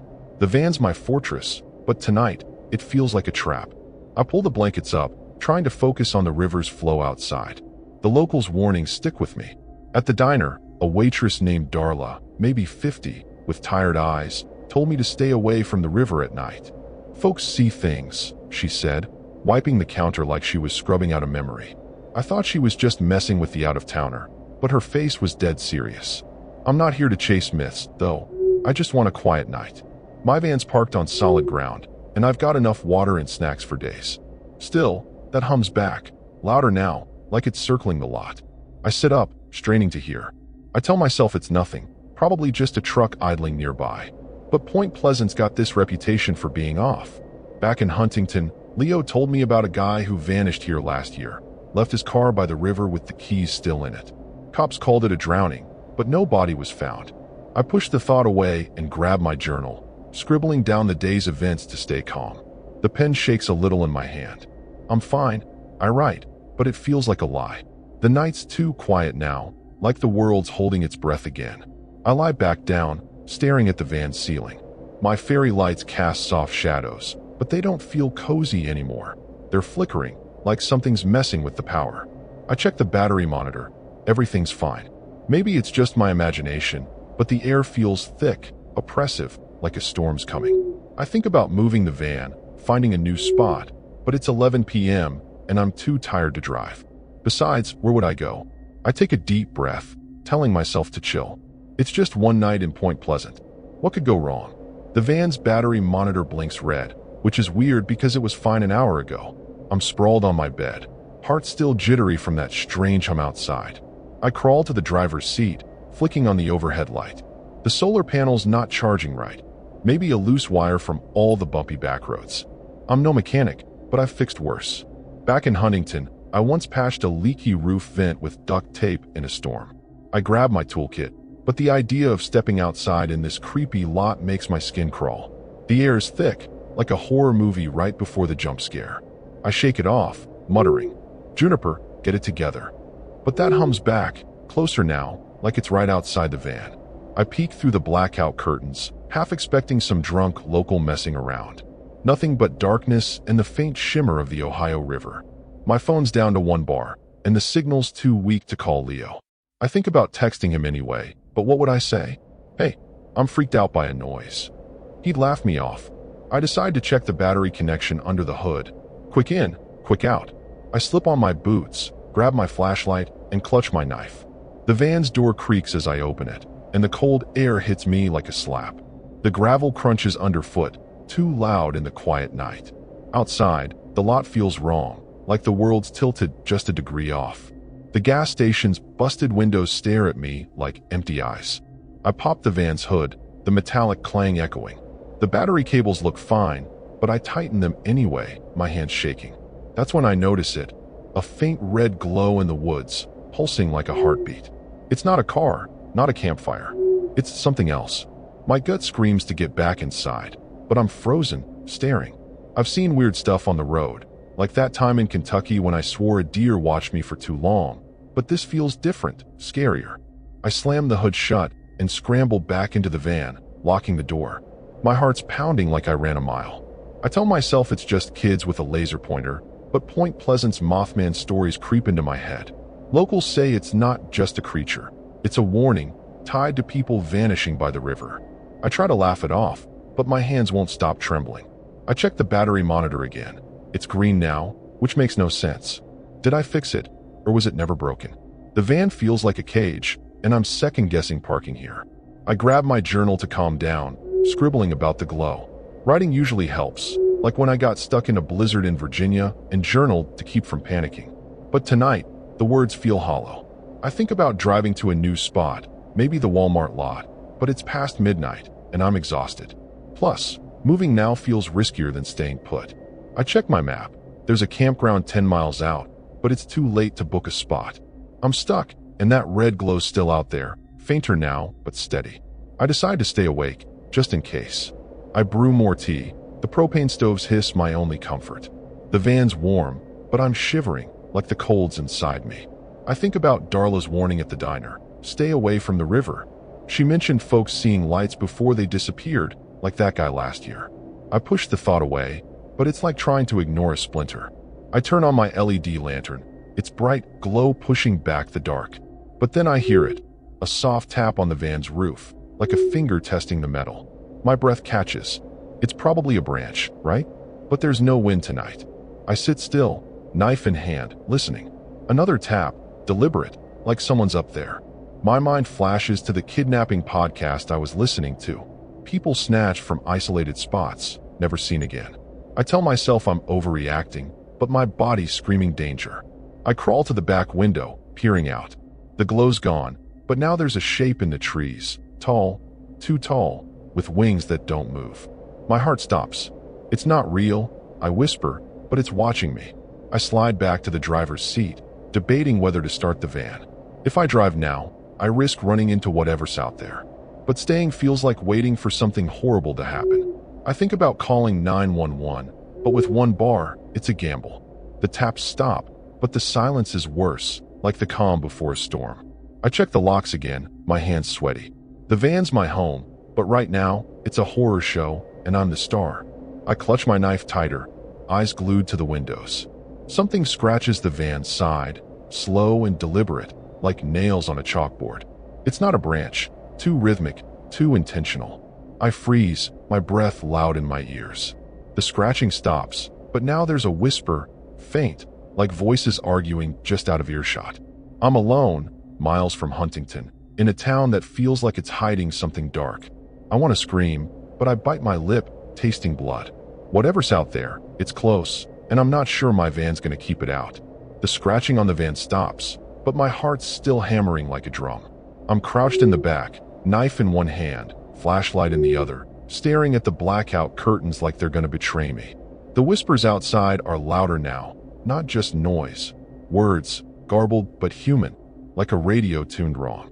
I'm Juniper Callahan, alone in my van in Point Pleasant, and something's very wrong. I think about that red glow, the winged shape in the trees, and my stomach twists. This isn't just Mothman nonsense. It's real, scary, and close. I want to believe it's kids pulling a prank, but kids don't whisper like that, like they're planning something horrible. I inch toward the driver's seat, keeping low, like I'm in some low-budget horror flick. My van's my lifeline, but right now, it feels like a coffin. I peek through the windshield, and there it is, a figure, maybe 7 feet tall, standing at the edge of the lot. It's not a man, not an animal. Its eyes glow red, unblinking, and its wings, folded tight, twitch like they're alive. My breath catches, sharp and loud. I've seen creepy stuff on the road, like that abandoned barn in Ohio with dolls nailed to the walls. But this is different. This is alive, and it's watching me. I duck down, heart pounding so hard I swear it'll crack my ribs. The whispers are clearer now, 2 voices, low and urgent. She's alone, one says, and my blood runs cold. They're not talking about the thing with wings, they're talking about me. I think about the kidnapping stories, how people vanish in Point Pleasant, their cars left empty. My knife feels useless, a toy against whatever's out there. I crawl to the back, checking my phone. No signal now, just a dead screen mocking me. The van's locks are sturdy, but the scratching starts again, slower, like it's savoring my fear. I grab my emergency radio, the one I bought after getting stranded in a Tennessee flood. It's old, crackly, but it might work. I twist the dial, praying for a signal, but all I get is static and a faint voice saying, "Stay inside." My skin prickles. Is it a warning or a trap? I turn it off, hands shaking. The figure's still out there. I can feel it, like a weight pressing on the van. I think about Darla's warning at the diner. Her eyes haunted when she mentioned the river. "They take people," she'd said, and I laughed it off. I'm not laughing now. Something thumps against the van's side, hard enough to rock it. I stifle a scream, biting my fist. The whispers stop, replaced by heavy footsteps circling the van, deliberate, like they're sizing me up. I picture the Mothman, but these steps are human, boots on gravel.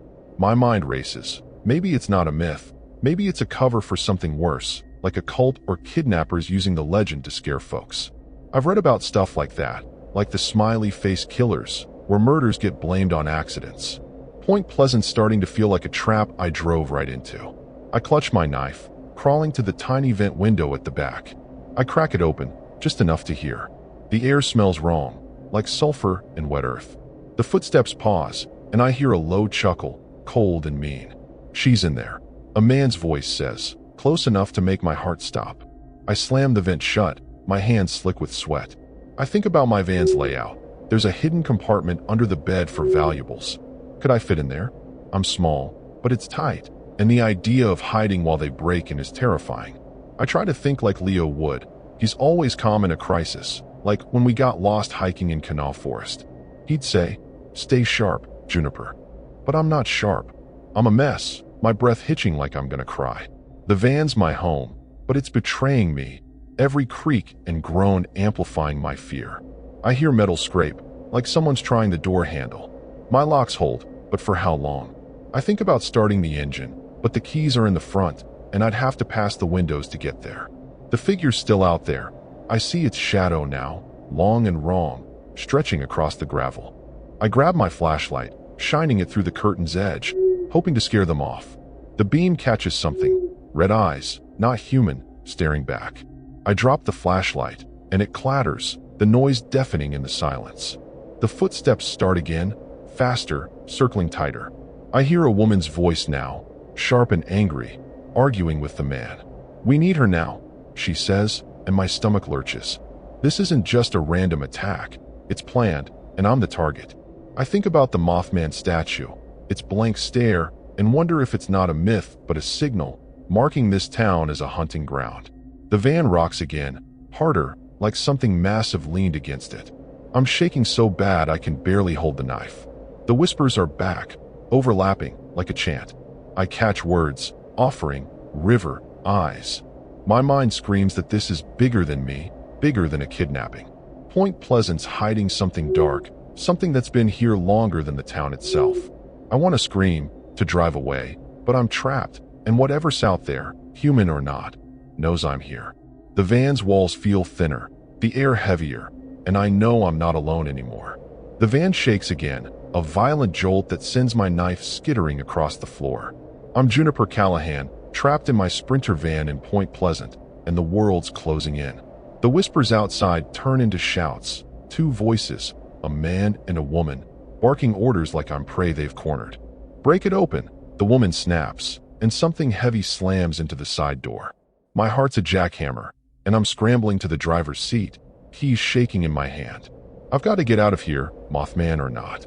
I think of that time I floored it out of a sketchy rest stop in Indiana, tires screeching, and pray I can pull it off again. The engine roars to life, and I feel a flicker of hope. I slam the van into gear, gravel spitting as I peel out of the lot. The headlights catch that winged thing. Its red eyes lock on me, and my stomach drops. It's real, and it's not alone. Two figures, human, dart out of the trees, their faces pale and twisted with rage. The man's got a crowbar, the woman a flashlight that blinds me for a second. I swerve, nearly clipping the gas station's rusted sign. The van's my lifeline, but it's sluggish, like the battery's draining again. I glance at the dashboard, half a tank, enough to get to the campground I saw on the map. But the road's narrow, and the river's too close. Its black water glinting like it's hungry. A loud bang hits the back window, and I scream, ducking as glass cracks. They're chasing me, their footsteps crunching behind the van. I floor it, the engine groaning, but the road curves toward the old TNT area, where Mothman sightings are thickest. My phone's still dead, no GPS, just my memory of the map. I think about Leo, how he'd tell me to stay calm. But calm's not an option when something's trying to kill you. The winged thing flaps above, a shadow blotting out the stars, and I swear it's herding me toward the river. This isn't just a kidnapping. It's something worse, something tied to this town's dark heart. I hit a pothole, and the van lurches, my head smacking the steering wheel. Blood trickles down my forehead, warm and sticky. I wipe it away, vision blurring, but I can't stop. The crowbar guy's in my rear view, sprinting like a man possessed, his face lit by my taillights. He's shouting something I can't hear over the engine. The woman's gone, but that's not comforting. She's probably circling around. I remember a true crime podcast about a couple who lured travelers to remote spots, and my gut twists. Point Pleasant's quiet streets feel like a trap, every shadow hiding something scary. I swerve onto a dirt road, hoping it leads to the main highway. The van's tires skid, kicking up dust that chokes the air.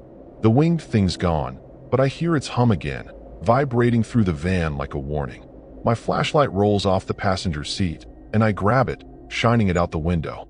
It catches the woman. She's ahead, blocking the road, holding what looks like a rope. My breath hitches. They're not just chasing me, they're setting a trap. I think about turning back, but the man's still behind me, closing in. I'm boxed in, and the van's starting to sputter. I make a split-second call, ditch the road and head for the trees. The van's not built for off-roading, but I've got no choice. Branches scrape the sides, screeching like nails, and the van bounces hard, my supplies crashing in the back. I picture my cozy setup, fairy lights, books, tea. Ruined, but survival's all that matters. The man's shouts fade, but the woman's still out there, her flashlight bobbing like a lure.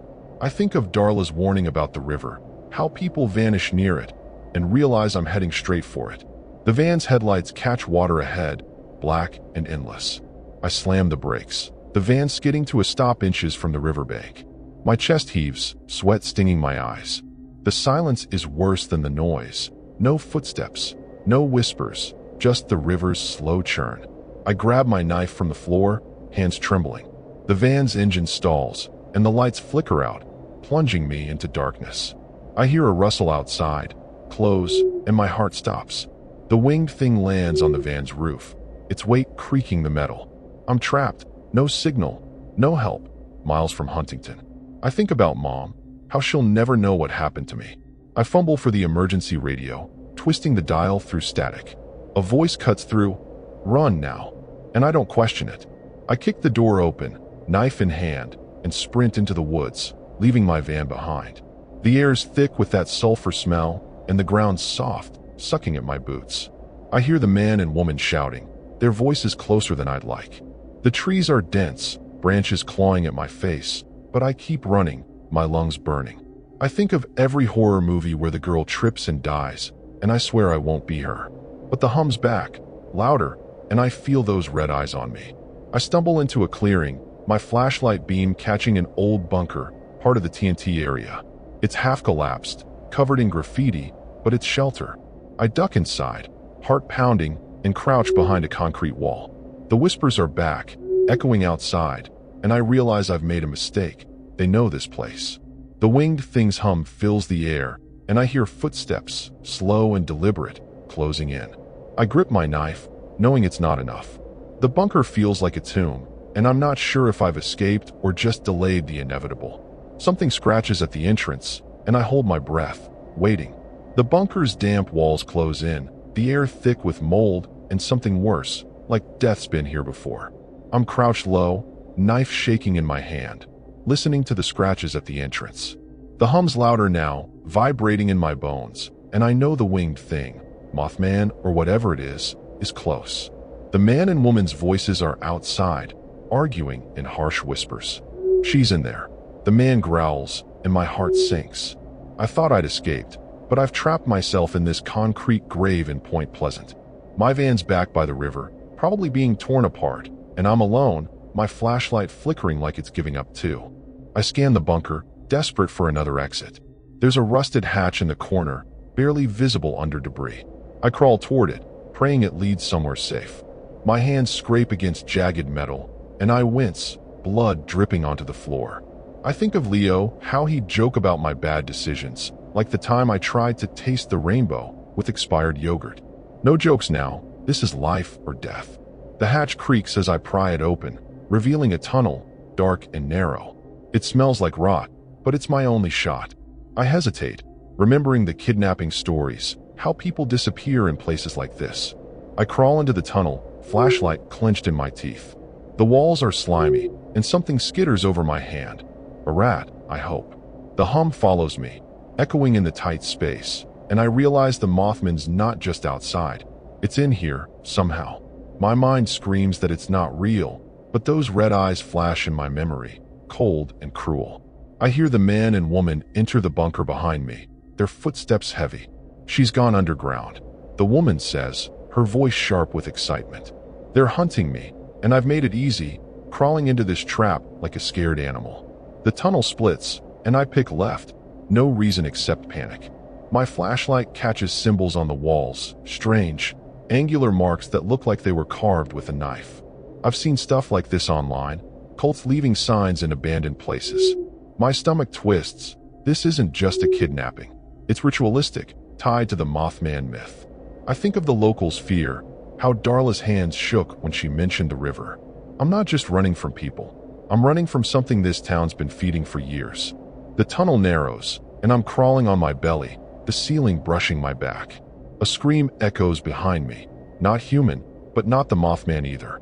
It's the woman, her voice cut off sharp. I freeze, heart pounding. The man's shouting now, panicked, and I hear a wet thud, like something heavy hitting flesh.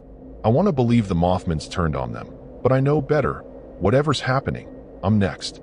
I push forward, my flashlight dying completely. Darkness swallows me, and the hum's so loud it's in my head, whispering my name.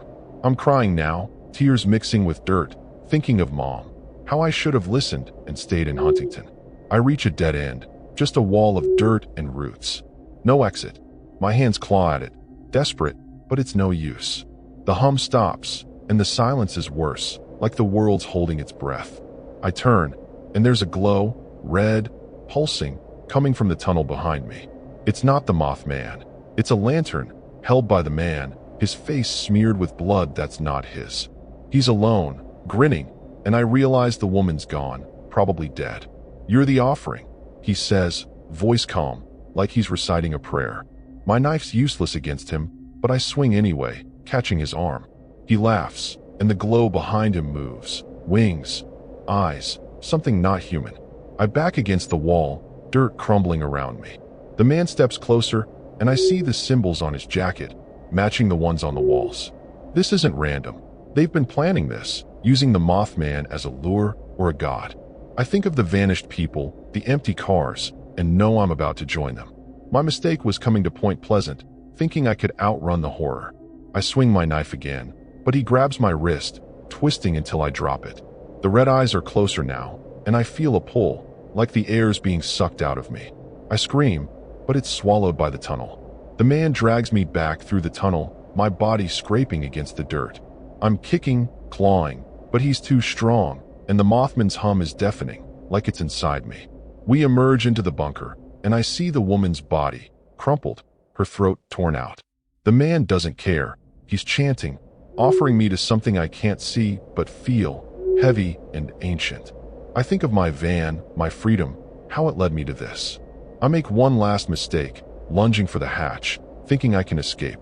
The man laughs, and the red eyes flare. Something grabs me, not hands but claws, and I'm lifted, weightless, into darkness. The last thing I see is the river, glittering under the moon as I'm carried toward it. My scream dies in my throat, and the world goes black. They'll find my van, empty, keys in the ignition, another Point Pleasant mystery. No one will know about the tunnel, the symbols, or the thing that wasn't just a myth. I was Juniper Callahan, 29, from Huntington, chasing freedom in my van. Now I'm gone, a sacrifice to something this town will never admit exists. The Mothman's not just a story, it's a trap, and I fell right in.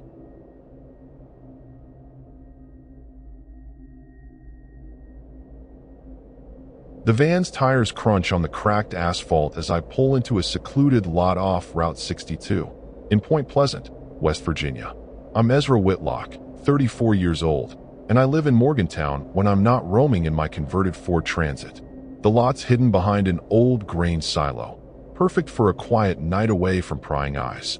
Point Pleasant's got this eerie charm, with the Ohio River nearby and stories of weird creatures floating around. I'm not here for that, though, just a cheap place to crash after a long drive from Charleston. My van's my home, kitted out with a fold-out bed, a tiny sink, and a solar-powered fan. I lock the doors, feeling the weight of the day settle in. I kick off my boots and rummage through my cooler for a beer. The van's cozy, with a string of LED lights casting a warm glow. I've been doing van life for 3 years, ever since I quit my desk job in Morgantown. My sister, Clara, thinks I'm nuts, always texting me to get a real house. But this is freedom, nobody telling me where to be. Still, Point Pleasant feels off tonight, like the air's too still. I heard about the Flatwoods monster at a gas station earlier, a local myth about a glowing, alien-like thing from the 50s. The cashier, a wiry guy named Chet, smirked when I asked about it. "Don't park too close to the woods," he said. I laughed, but now I'm not so sure. The lot's empty, just me and the silo's shadow looming like a giant. I picked this spot because it's off the radar. No cops, no nosy locals. I've parked in weirder places, like that abandoned quarry in Pennsylvania where I swore I saw eyes in the dark. I shake off the memory and crack open my beer, the fizz cutting through the silence. Outside, the river's a faint murmur, but there's another sound, a low, pulsing buzz, like a generator, but wrong. I tell myself it's just a boat or a power line, but my gut's not buying it. I check my phone. 2 bars, enough to call Clara if I need to. I settle into my bed, pulling up a playlist of old rock tunes to drown out the buzz. My van's got everything I need. A propane stove, a stack of paperbacks, even a ukulele I'm terrible at playing. But tonight, the space feels tighter, like it's watching me. I think about Chet's warning, how his eyes darted to the woods when he mentioned the Flatwoods monster. Locals say it's a tall, glowing figure with a spade-shaped head, seen near the river. I'm not into myths, but Point Pleasant's got a reputation. People disappear here sometimes, no trace. I sip my beer, trying to relax. The buzz gets louder, sharp enough to cut through my music. I pause the playlist, listening hard. It's not a boat. It's too steady, too close. I crawl to the window, peeling back the curtain just a sliver. The lot's dark, but there's a faint green glow in the woods, flickering like a broken neon sign. My heart skips. I've seen weird lights before, like that time in Virginia when I thought a campfire was a UFO. But this feels different, more disturbing. I lock the doors again, even though they're already secure. My van's my fortress, but tonight, it's not enough. I grab my flashlight, the heavy one I keep for emergencies. It's got a stun setting, a trick I learned after a close call with a creep in Ohio. I tell myself I'm overreacting, but my hands are sweaty, and the buzz is drilling into my skull. I think about the locals I met at the diner. A grizzled old man named Vern who wouldn't shut up about the lights that take people. They ain't aliens, he said, his voice low. They're worse. I brushed it off as small-town nonsense, but now, alone in my van, it's sticking with me. I check the windows, making sure the curtains are tight. I try to focus on something normal, like planning tomorrow's route. I've got a notebook where I sketch out my trips, a habit from when I got lost in the Smokies with no signal. But the buzz is relentless, and now there's a smell, sharp, like burning plastic. It's not coming from the van. I'd know if something was wrong with my setup. I think about moving to a new spot, maybe the Walmart lot across town, but it's 10 p.m. and I'm beat. Besides, driving now feels like admitting I'm scared. I laugh at myself. Ezra, you're tougher than this. But the laugh dies fast. The green glows brighter now, pulsing through the curtain's edge. I hear a shuffle outside, not footsteps, but something dragging, like a heavy sack. My mind flashes to kidnapping stories I've read online. People snatched from remote spots, their cars found empty. I tell myself it's just an animal, maybe a raccoon, but the buzz shifts, almost like a voice, whispering words I can't make out. I grip my flashlight, heart thudding. Point Pleasant's supposed to be a pit stop, not a horror show. I think about calling Clara, but what would I say? Hey, I'm freaking out over a glow. I stay put, hoping it's nothing. I lie back, staring at the van's ceiling, the LED lights flickering like they're mocking me. The buzz is constant now, and the dragging sounds closer, circling the van. I think about Vern's story, how he said the Flatwoods monster wasn't just a creature. It was a sign, tied to people vanishing near the river. I'm not superstitious, but this town's got a way of making you doubt yourself. I pull my blanket up, like that'll protect me, and check the locks one more time. The van's my home, my escape, but tonight, it feels like a trap, and something's out there, waiting for me to make a move. The green glow outside my van pulses brighter, like it's breathing. I'm Ezra Whitlock, parked in this creepy lot in Point Pleasant, and my nerves are shot. The buzzing sounds worse now, drilling into my head like a dentist's tool. I check the van's battery monitor, thinking maybe my solar setup's fritzing, but it's steady. My flashlight's gripped tight. It's sun-setting my only comfort. I've dealt with weird nights before, like that time in Kentucky when a storm knocked out my power, but this feels different, scary, like the air's charged with something bad. I want to drive away, but the dragging sound outside stops me cold. It's too close, circling the van like a shark. I peek through the curtain, heart pounding. The glow's in the woods, maybe 20 yards off, flickering through the trees. It's not a campfire or a car, too steady, too wrong. I think about Chet's warning at the gas station. Don't park near the woods. His smirk didn't hide the fear in his eyes. I'm kicking myself for picking this lot, but it looked perfect. Hidden, quiet, no hassle. Now it feels like a trap. I grab my phone, hoping for a signal, but it's down to 1 bar, flickering like it's mocking me. I text Clara anyway. Weird night, might move. It doesn't send. Figures. The dragging stops, replaced by a sharp tap on the van's rear door. I freeze, my beer bottle slipping from my hand and rolling under the bed. It's not a branch, too deliberate, like someone testing the lock. I've had close calls before, like when a drunk guy tried my door in Ohio, but I scared him off with a shout. This feels worse, more disturbing. I crawl to the back, keeping low, and check the lock.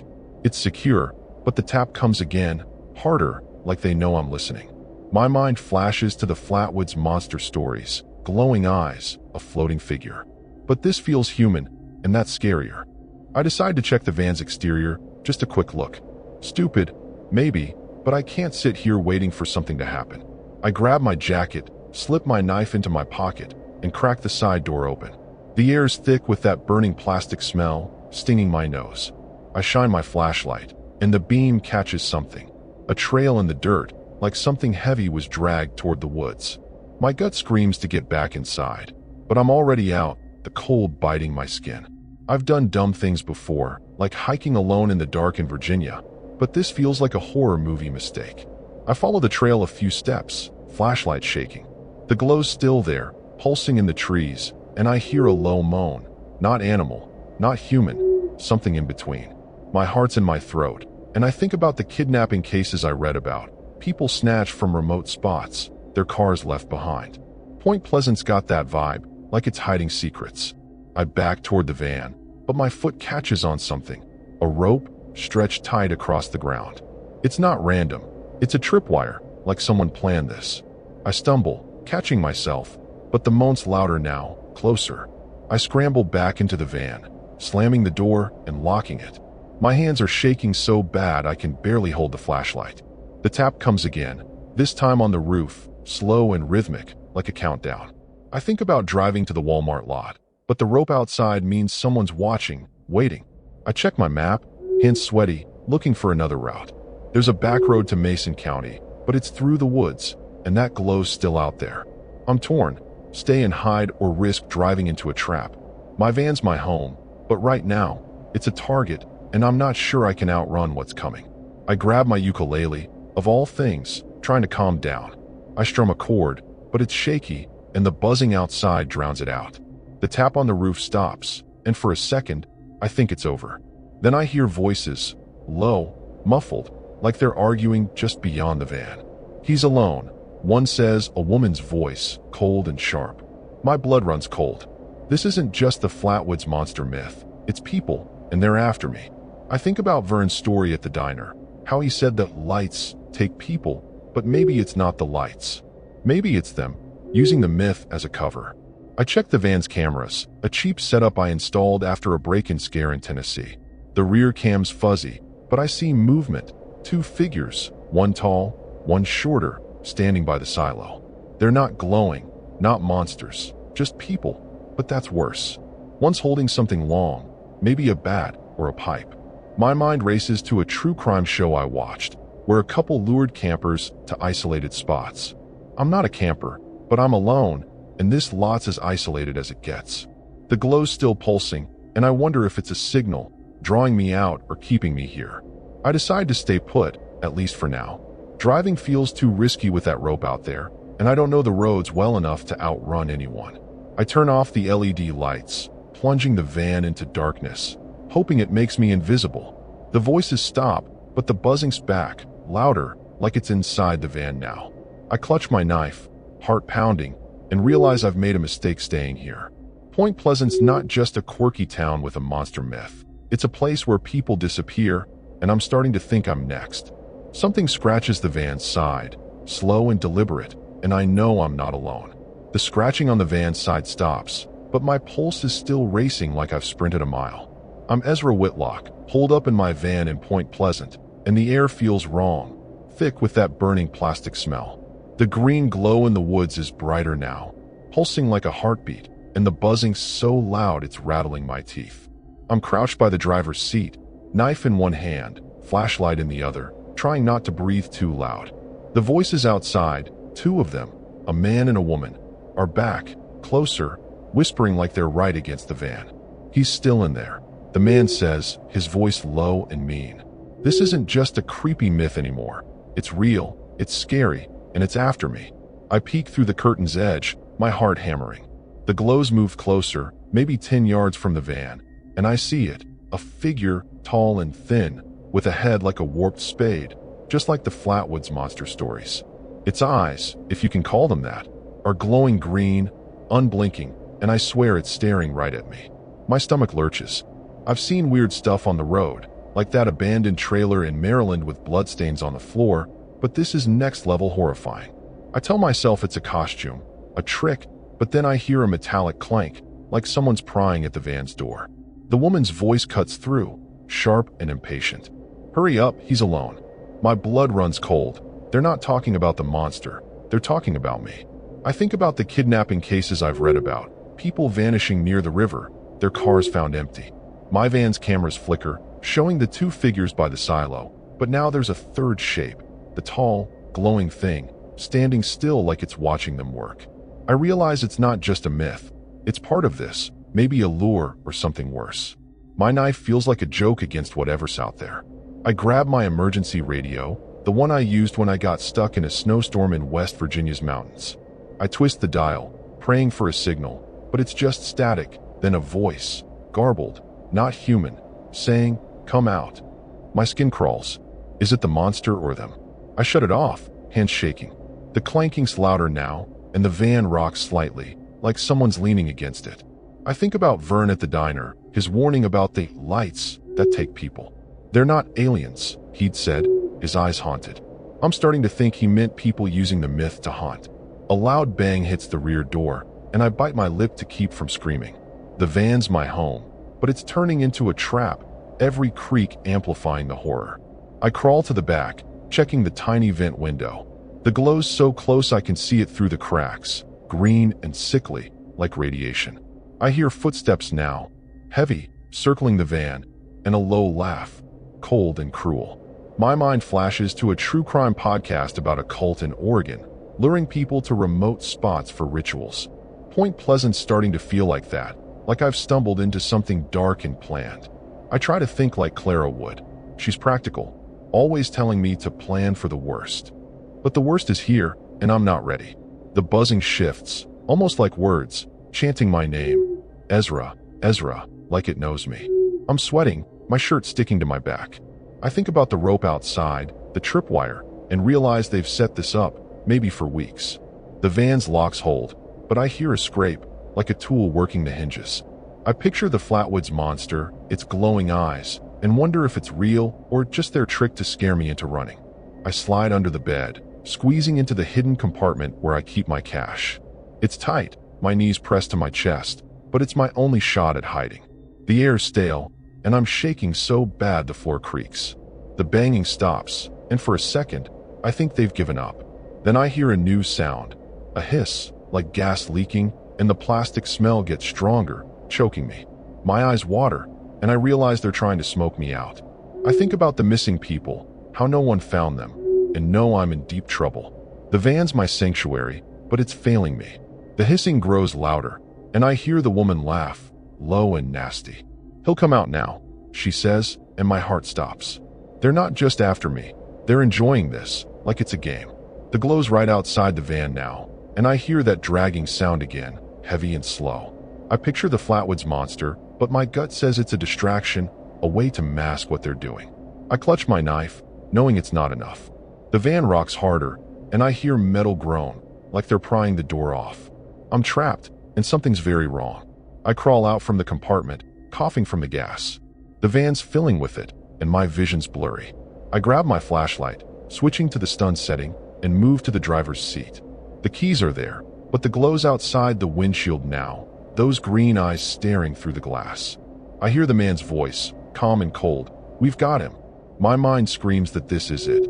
The kidnapping, the myth, it's all real, and I'm the target. The van's my only shot, but it's becoming a coffin, and whatever's out there, monster or human, knows I'm not getting away. The van's filling with that choking gas, and my eyes are burning like I've been pepper sprayed. I'm Ezra Whitlock, trapped in my Ford Transit in Point Pleasant, and I'm out of time. The green glow outside the windshield pulses, those spade-shaped eyes staring through the glass. But it's the human voices that scare me more. The man and woman. Laughing like this is a sick game. I fumble for the keys, coughing, my lungs screaming. I've got to get out of here, monster or not. I think of the time I outran a storm in my van in the Alleghenies, flooring it through mud. This is worse, a life or death sprint, and I'm not sure I'll make it. I turn the key, and the engine sputters but catches. I slam the van into gear, tires screeching as I peel out of the lot. The glow moves, fast, keeping pace with me, and I hear a thud on the roof. Something heavy, not human. My heart's pounding so hard I can barely think. The headlights catch the woman, standing in the road, waving a flashlight like she's daring me to hit her. I swerve, scraping the van against a tree, the metal shrieking. I glance in the rear view. The man's chasing me, a silhouette with a pipe or bat, his face twisted with rage. This isn't just a kidnapping. It's a hunt, and the Flatwoods monster myth feels like they're cover for something horribly real. The van's struggling, the gas messing with the engine. I'm heading toward Route 62, praying for the highway, but the road's narrow, hemmed in by woods. The glow's in the trees now, darting like it's alive, and that buzzing's back, so loud it's in my skull. I think of Clara, how she'd tell me to stay calm, but calm's not an option when you're running from death. I've had close calls before, like that night in Ohio when a guy tried to jimmy my lock, but I scared him off with my flashlight stun. This time, it's not enough. The van lurches, and I smell smoke. Something's burning under the hood. A loud crack hits the side window, spiderwebbing the glass. I duck, heart stopping, as the man's pipe swings again, missing by inches. I floor it, the van bouncing over ruts, my supplies crashing in the back. My ukulele's probably toast, but I don't care. Survival's all that matters. The road curves toward the river, and I remember Vern's warning about people vanishing there. The glow's ahead now, blocking the path, and I see it clearly, tall, glowing, with a head like a warped helmet. My mind screams it's a costume, but those eyes feel alive, pulling me in. I swerve again, nearly rolling the van. I hit a dirt track, branches clawing at the van's sides. The engine's coughing, smoke pouring from the hood, but I can't stop. The man's shouts fade, but the woman's closer, her flashlight bobbing behind me. I think of true crime stories, how predators work in pairs, luring people to isolated spots. Point Pleasant's their playground, and I'm the prey. The glow's gone, but the buzzing's louder, like it's inside the van. I check the rear view, nothing but darkness. Then something slams the roof again, denting it inward. I scream, swerving, and the van skids, stopping hard against a fallen log.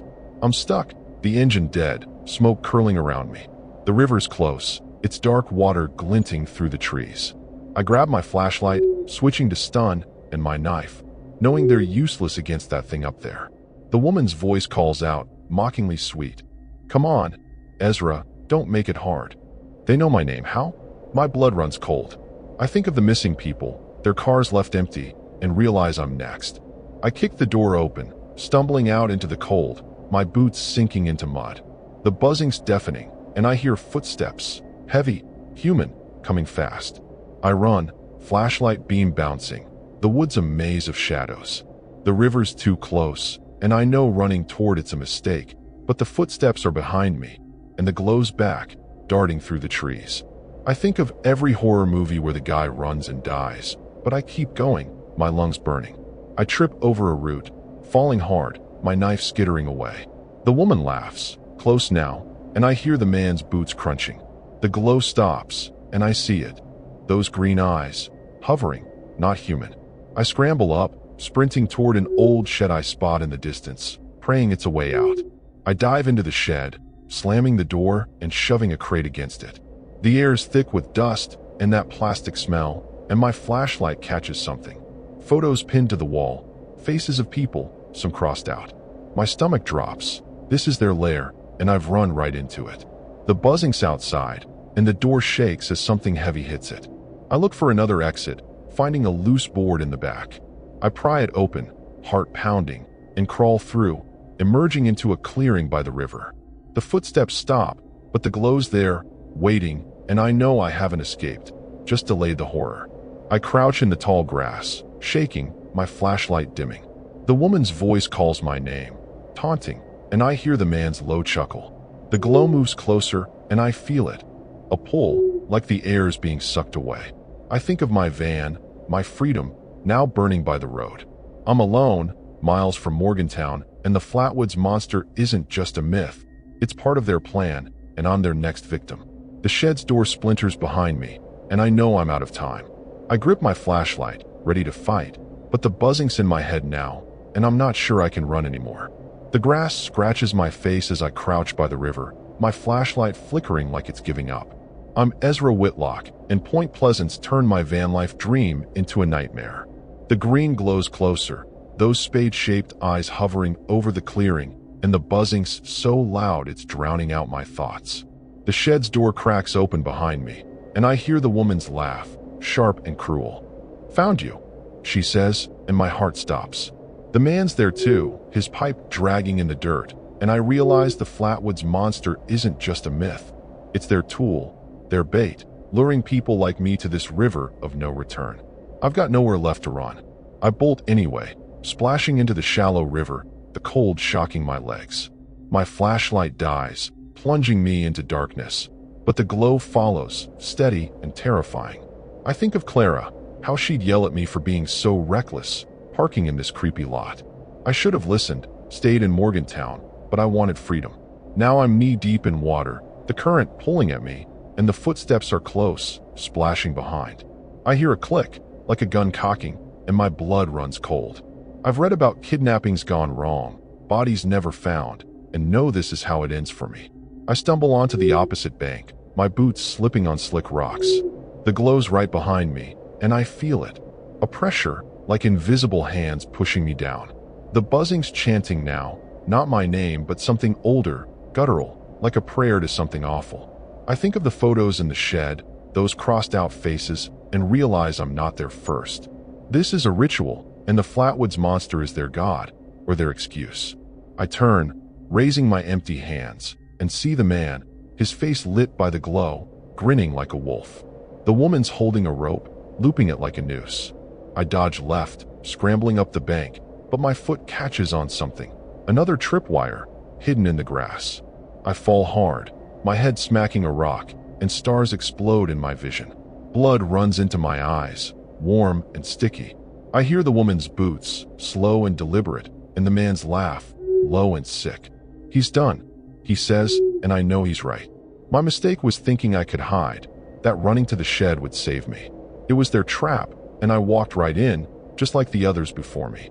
The glow's above me now, and I see it clearly, the Flatwoods monster, or whatever they've made it to be. It's not a costume. It's something else, something that doesn't belong here. Its eyes burn green, and I feel my strength draining, like it's feeding on me.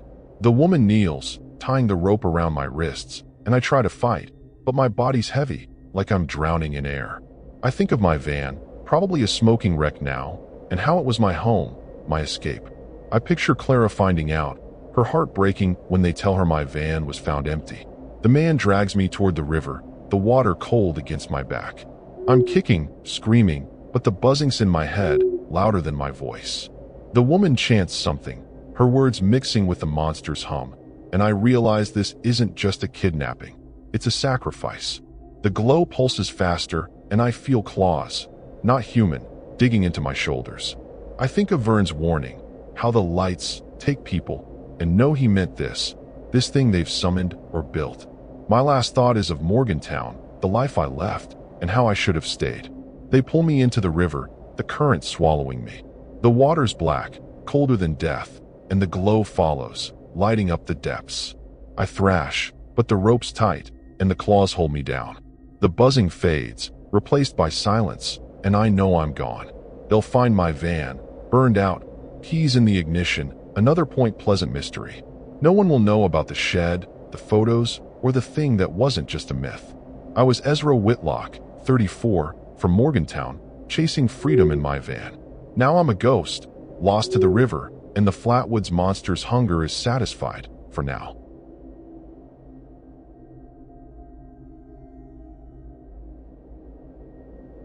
The van's brakes squeak as I pull into a dusty pull-off just off Route 2, in Point Pleasant, West Virginia. I'm Lila Marrow, 27 years old, and I call Clarksburg home when I'm not living out of my converted Dodge Ram van. The spot's tucked behind a crumbling billboard, hidden from the road, perfect for stealth camping. Point Pleasant's got this quiet, eerie vibe, with the Ohio River shimmering under the stars. I'm here for a quick stop, just passing through after a week in Parkersburg. My van's my sanctuary, solar panels, a tiny fridge, and a bed with mismatched pillows. I lock the doors, feeling the road's exhaustion settle into my bones. I dig out a granola bar and flip on my LED lantern, its soft glow bouncing off the van's wood paneling. I've been doing van life for 2 years, ever since I ditched my soul-sucking office job in Clarksburg. My cousin Nate thinks I'm crazy, always sending me articles about safer lifestyles. But this is my life. Freedom, open roads, no rules. Still, Point Pleasant feels off tonight, like the shadows are too deep. At a coffee shop earlier, a barista named Mavis mentioned the Grafton Monster, a headless beast locals swear roams nearby. "Stay out of the fog," she said, her voice tight. I shrugged it off, but now I'm not so sure. The pull-off's quiet, just the river's low hum and the occasional cricket. I picked this spot because it's discreet. No cops, no locals knocking on my window. I've parked in weirder places, like that creepy lot in Kentucky where I found a shoe with no owner. I check my phone. 3 bars, enough to text Nate if I need to. But the air's heavy, and there's a faint whistle, like wind through a cracked window, though the night's still. I tell myself it's nothing, just my imagination after a long drive. Still, I double-check the locks, a habit from too many nights in strange places. I crawl into bed, pulling up a podcast about urban legends to unwind. The van's cozy, with my quilt and a stack of sci-fi novels by the bed. But that whistle's back, sharper now, like someone blowing through a straw. I pause the podcast, listening hard. It's not the river or the wind. It's too rhythmic, too close. I think about Mavis's warning, how her hands shook when she mentioned the Grafton monster. She said it shows up in fog, snatching people who get too close. I'm not into ghost stories, but Point Pleasant's got a reputation. Folks go missing here, no trace, no answers. I peek through the blackout curtains, expecting nothing but darkness. Instead, there's a faint white mist curling around the van, glowing under the moonlight. My heart skips. It's not fog season, and the air was clear an hour ago. I've seen weird weather before, like that sudden hailstorm in Ohio that dented my roof. But this mist feels wrong, almost alive. I grab my flashlight, the one with a heavy base I keep for protection. The whistle's louder now, coming from the woods behind the billboard. I tell myself it's an animal, maybe a bird, but my gut's screaming something else. I think about moving the van, maybe heading to the Walmart lot across town, but it's 11 p.m. and I'm wiped. Besides, driving through that mist feels like a bad idea. I check my map, plotting a route to a campground in Mason County, but it's 15 miles away, and I'd have to navigate these twisty roads in the dark. I decide to stay put, at least for now. The van's my safe space, with a knife tucked under my pillow and a can of mace in the glove box. But the mist's thicker now, pressing against the windows, and the whistle's starting to sound like a voice, low and garbled. I try to distract myself, grabbing my sketchbook to doodle. I draw the billboard outside, its faded ad for a long-gone diner. Drawing usually calms me, like when I sketched a sunrise in Virginia to forget a bad breakup. But tonight, my hand's shaky, and the whistle's relentless, like it's calling me. I think about Nate, how he'd laugh and say I'm spooked by nothing. But I remember Mavis's face, the fear in her eyes when she talked about the Grafton monster. It's not just a story, she whispered. I laugh it off, but it's forced, and my heart's not in it. The mist's so thick now I can't see the billboard anymore, just a white wall around the van. The whistle shifts, almost like words, my name, maybe, though I tell myself I'm imagining it. I check the locks again, my fingers clumsy. Point Pleasant's supposed to be a quick stop, not a horror show. I think about the missing people, the stories of cars found empty by the river. My van's my home, but tonight, it feels like a target, and that whistle's getting closer, like something circling just out of sight. I grip my flashlight, trying to stay calm, but the air's heavier, and I know something's wrong. I lie back, staring at the van's ceiling, the LED lantern casting jittery shadows.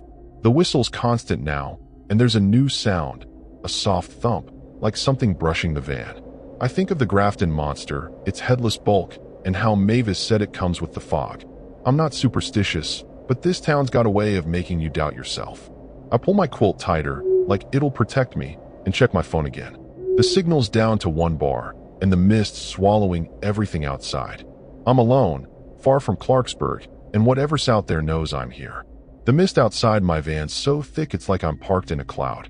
I'm Lila Marrow, holed up in my Dodge Ram in Point Pleasant, and that whistling sound's getting worse, sharp and insistent, like it's trying to crawl inside my skull.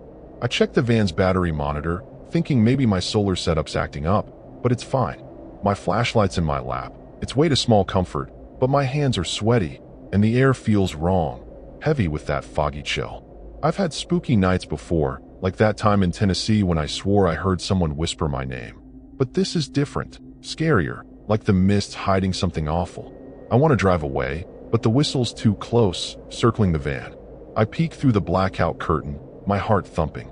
The mist glows faintly, swirling around the billboard, and I can't see the woods anymore. The whistle's louder, almost human, like someone's mimicking words just out of reach.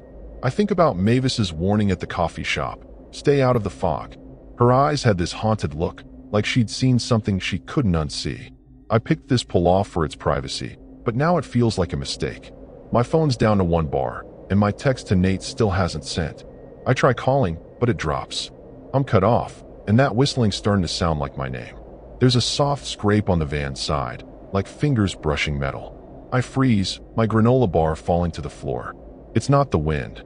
There's no breeze, just that suffocating mist. I've had creeps mess with my van before, like that guy in Ohio who tapped my window until I flashed my mace. But this feels more deliberate, more disturbing. I crawl to the back, checking the locks, my hands shaking. The scrape comes again, slower, like someone's testing the van's edges. My mind flashes to the Grafton monster stories, a headless thing that stalks the fog, snatching people. But this feels too human, and that's worse. I decide to check outside, just a quick glance to see what's out there. Dumb, maybe, but sitting here's driving me nuts. I grab my mace and slip on my boots, heart pounding like a drum. I crack the side door, the mist spilling in, cold and damp. The air smells like wet earth and something sharp, like bleach. I shine my flashlight, and it catches something, a trail in the dirt, like something heavy was dragged toward the woods. My stomach twists. I've seen weird stuff on the road, like that abandoned campsite in Virginia with a half-burned doll, but this trail's fresh, and it's leading somewhere I don't want to go. I step out, just a few feet, keeping the van at my back. The mist swallows my beam, and the whistle's louder, coming from the trees. I see a shape, tall, too tall, moving in the fog. My heart stops. Is it the Grafton monster? I tell myself it's just a deer, but it's not moving right, too smooth, like it's gliding. I back toward the van, my boots slipping in the mud. Then I hear it, a low chuckle, human, from the other side of the billboard. My blood runs cold. This isn't just a monster myth. Someone's out there, watching me. I think of kidnapping stories, people vanishing near the river, and realize I'm in deep trouble. I scramble back into the van, slamming the door and locking it. My hands are shaking so bad I drop the mace, and it rolls under the bed. The whistle's back, sharper, and now there's a tap on the roof, light but deliberate, like someone's playing with me. I think about driving to the Walmart lot, but the mist's too thick, and that trail outside means someone set a trap. I check my map again, hands sweaty, looking for another route. The campground's too far, and the roads are twisty. I'm torn. Stay and hide or risk driving into whatever's waiting in the fog. I grab my sketchbook, trying to calm down, but my hands won't stop shaking. I sketch the trail I saw, hoping it'll make sense, but it just looks like a scar in the dirt.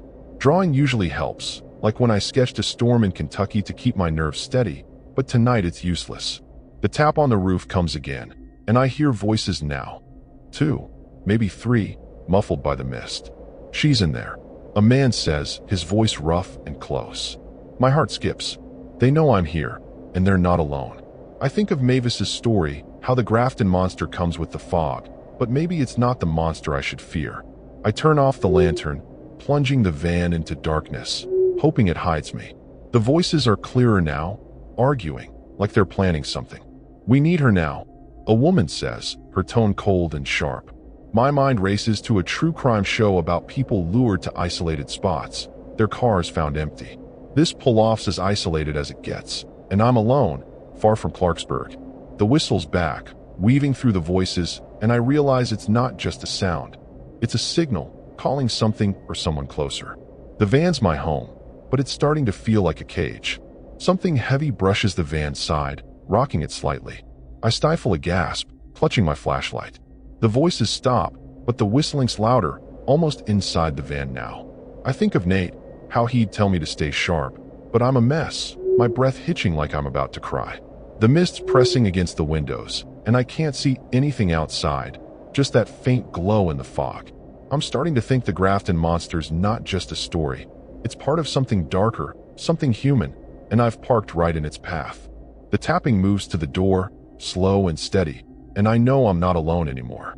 The tapping on the van's door stops, but my heart's still pounding like it's trying to break free.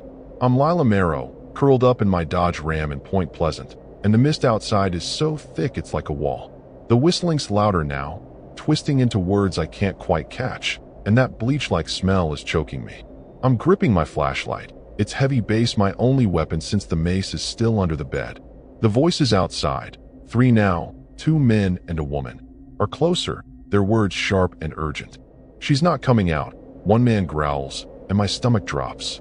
This isn't just the Grafton monster myth. It's real, it's scary, and it's human. They're after me, and I'm trapped. I inch toward the driver's seat, keeping low, like I'm dodging a sniper. The van's my home, but it feels like a coffin, every creak amplifying my fear. I peek through the windshield, and my breath catches.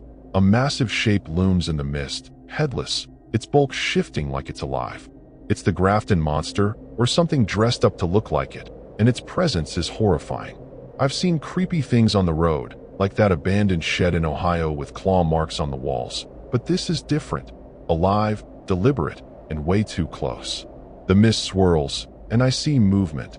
3 figures, human, circling the van with tools in their hands. The woman's voice cuts through, cold and commanding. "Break it open now." My blood freezes. They're not just watching, they're coming for me. I think of the kidnapping stories, people vanishing near the river, their cars left with keys inside.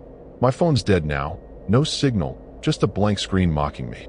I grab my emergency radio, the one I used when I got stranded in a West Virginia snowstorm, but it's just static, then a low voice hissing, "Lila out." My skin crawls. How do they know my name? The van rocks as something heavy slams against the side, and I bite back a scream. I crawl to the back, checking the vent window. The mist glowing faintly, and I see it. The headless shape, closer now, its bulk blocking the moonlight. It's not moving like a person, more like a machine, jerky and wrong. My mind screams it's a costume, but those human voices make it worse. They're using the myth, turning it into a trap. I think of Mavis's warning about the fog, how her voice shook when she mentioned the Grafton monster. "It takes people," she'd said, and I thought she was exaggerating. Now I'm living a horror movie, and the van's walls feel paper thin. A loud clang hits the rear door, and the lock groans like it's giving up. I'm shaking, my flashlight slipping in my sweaty hands. The voices are clearer now, arguing. "She's perfect," the woman says, her tone gleeful, like I'm a prize. My heart stops. This isn't random. They've planned this, maybe watched me since I rolled into town. I think of a true crime podcast about occult snatching travelers, staging accidents to cover their tracks. Point Pleasant's starting to feel like their hunting ground, and my van's the perfect bait. The whistling's back, weaving through their words, like it's guiding them. I slide under the bed, searching for the mace, my hands scraping against the floor. I find it, but the can feels light, maybe empty. My chest tightens, another mistake, not checking it sooner. The van rocks again, harder, and I hear metal screech, like they're prying the door off. I think of Nate, how he'd tell me to fight, but I'm not a fighter. I'm a runner, always have been. The headless shape's still out there, its bulk visible through the curtain's edge, and I wonder if it's real or their creation, a prop to scare me into submission. Either way, it's working, and I'm running out of time. I hear a new sound, footsteps, heavy and uneven, circling the van. The woman laughs, low and cruel, and says she's scared now. My blood runs cold. They're enjoying this, feeding off my fear. I think of the trail I saw outside, the drag marks, and realize it wasn't random. Someone else was here, and they didn't make it. The van's my sanctuary, but it's betraying me. Every noise a reminder of how alone I am. I clutch the mace, praying it's got one shot left, and crawl back to the driver's seat. The keys are there, but starting the van means facing whatever's out there. The mist shifts, and I see them. 3 figures, one holding a crowbar, another a flashlight that cuts through the fog. The headless shape's behind them, motionless, like it's waiting. My mind screams that it's a trick, but my body's frozen, paralyzed by the horror. The whistling's louder, almost inside the van, and I hear my name again, clear this time. "Lila, Lila," like a chant. I think of the missing people, the empty cars, and know I'm next. The crowbar hits the door again, and the lock buckles. I'm out of options, and whatever's out there, monster or human, knows I'm not getting away. I fumble with the mace, my hands shaking so bad I nearly drop it. The van's filling with that bleach smell, making my eyes water. I hear a whisper, not from outside but inside, like the whistling's in my head now. "Come to us," it says, and I realize this is bigger than a kidnapping. It's something this town's been hiding, something tied to the fog and that headless thing. The door groans again, and I know it's about to give. I'm alone, far from Clarksburg, and the Grafton monster's not just a story, it's a signal, and I've walked right into their trap. The van's door groans again, metal screaming as the crowbar pries it open. I'm Lila Marrow, trapped in my Dodge Ram in Point Pleasant, and my heart's pounding so hard I can barely breathe. The bleach smells choking me, and the whistling's in my head, chanting my name like a curse. I clutch the mace, praying it's got one shot left, and scramble to the driver's seat. I've got to get out. Monster, humans, whatever's out there. I'm not staying to find out. I think of the time I floored it out of a creepy rest stop in Kentucky, heart racing but alive. This is worse, a life or death run, and the keys shake in my hand as I jam them into the ignition. The engine roars, but the van lurches, sluggish, like the fog's choking it. I hit the gas, tires spinning in the mud, and the headlights cut through the mist, catching that headless shape, the Grafton monster, looming by the billboard. Its bulk is terrifying, but it's the human figures that make my blood run cold. The woman's in the road, waving her flashlight like a taunt, while the men sprint closer, one swinging the crowbar. I swerve, the van scraping the billboard, wood splintering. My sketchbook slides off the bed, pages tearing, but I don't care. Survival's all that matters. The road's narrow, leading toward the river, and I know that's a trap. A loud bang hits the rear window, cracking the glass. I scream, ducking as the van rocks. The whistling's deafening, mixing with the woman's laugh, cruel and sharp. I glance in the rear view. The men are gaining, their faces pale and twisted, like they're possessed. The headless shape moves, gliding through the fog, and I swear it's hurting me toward the water. I think of Nate, how he'd tell me to stay sharp, but I'm a mess, my hands slippery with sweat. I've outrun trouble before, like that night in Ohio when I dodged a drunk guy with a tire iron. But this is a horror show, and I'm the star. The van's engine sputters, the dashboard lights flickering. I'm heading toward Route 2, praying for the highway, but the fog's so thick I can barely see. The river's close, its dark water glinting like it's waiting for me. I think of Mavis's warning about the fog, how people vanish in it, and realize I'm driving into their trap. The woman's ahead now, standing in the road, her flashlight blinding me. I jerk the wheel, the van skidding, and clip a tree, the impact jarring my teeth. My head's throbbing, but I keep going, the whistling drilling into my skull like a warning. Something heavy lands on the roof, denting it inward with a sickening crunch. My heart stops. Is it the monster or one of them? I floor it, the van bouncing over ruts, my supplies crashing in the back. My lantern's probably smashed, my cozy Vanlife setup ruined, but I can't think about that. The men's shouts fade, but the woman's closer, her flashlight bobbing in the fog. I think of true crime stories, how predators use isolation to hunt, and Point Pleasant's as isolated as it gets. The headless shape's gone, but the whistling's louder, like it's inside the van, pulling me toward the river. I swerve onto a dirt path, hoping it loops back to the highway. The van's struggling, smoke curling from the hood, and I smell gas. Not the bleach smell, but fuel. My stomach drops, something's leaking. I've got no choice but to keep going, branches scraping the van like claws. The woman's voice calls out, "Lila, you can't run." How do they know my name? My mind races to a podcast about stalkers tracking travelers through social media. Did I post too much about my route? The fog's thicker, and the whistling's a chant now, urging me forward. The van stalls, the engine coughing out. I'm stuck, the riverbank just yards away, the water black and hungry. I grab my flashlight and mace, my hands shaking so bad I nearly drop them. The whistling stops, and the silence is worse, like the world's holding its breath. I hear footsteps, human, heavy, closing in. I kick the door open, stumbling into the fog, my boots sinking into mud. The woman's laugh echoes, and I see her silhouette, holding a rope. I sprint toward the woods, my lungs burning, the headless shape's glow flickering in the mist. I'm running blind, praying I'm not heading for a trap. I crash through the trees, branches tearing at my jacket. The fog's so dense I can't see more than a foot ahead, but I keep going, thinking of every horror movie where the girl escapes. I'm not that girl. I'm Lila, and I'm not dying here. I spot an old barn, half collapsed, and dive inside, crouching behind a rusted tractor. The whistling's back, and the footsteps are close, crunching leaves. I hear the woman's voice, "Calm now. She's in there." My heart sinks. They've tracked me, and the barn's no shelter. It's a cage.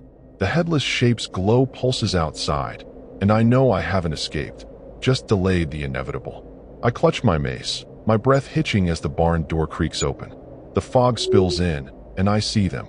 3 figures, their faces shadowed but their intent clear. The whistling's in my head, chanting, pulling me towards something I can't understand. I think of my van, my freedom, now a wreck by the river. I'm alone, far from Clarksburg, and the Grafton Monster's not just a myth. It's their tool, their signal, and I'm their prey. The footsteps stop, and the glow fills the barn, those headless shoulders looming. I raise my mace, ready to fight, but the fog's closing in, and I know I'm out of time. The barn's air is thick with fog, and that bleach smell, stinging my eyes as I crouch behind the tractor. I'm Lila Marrow, and Point Pleasant's turned my Vanlife dream into a nightmare. The whistling's deafening, a chant that's not just in my head. It's coming from the headless shape outside, its glow pulsing like a heartbeat. The three figures step into the barn, their silhouettes sharp against the mist. The woman's holding a rope, the men gripping tools, a crowbar, a hammer. My mace feels useless, but I grip it anyway, my hands shaking. I think of Nate, how he'd tell me to fight, but I'm no fighter. I'm a runner, and I've run right into their trap. I scan the barn, desperate for an exit. There's a ladder to a loft, half broken but my only shot. I bolt for it, my boots slipping on the damp floor. The woman laughs, cold and cruel, as I climb, the rungs creaking under my weight. I think of a time I climbed a fire escape in Clarksburg to dodge a creepy coworker, but this is worse, life or death. The loft's cluttered with old hay and rusted tools, and I crawl behind a crate, heart pounding. The whistling's louder, and I hear the men's boots on the ladder, slow and deliberate. The glow's in the barn now, filling the air with a sickly light. I peek through a crack in the crate, and my stomach drops, the headless shape's inside, its bulk blocking the door. It's not a costume. It's something else, something wrong. Its movements jerky like a broken machine. The woman's chanting now, words I don't understand, and the men join in, their voices low and rhythmic. My mind flashes to a true crime show about cults using myths to cover murders, and I realize that's what this is, a ritual, and I'm the offering. The Grafton Monster's their creation, or their god, and the fog's their hunting ground. I made a mistake coming to Point Pleasant, thinking I could outrun trouble. The ladder creaks, and one of the men reaches the loft, his hammer glinting in the glow. I spray the mace, aiming for his face, and he screams, stumbling back.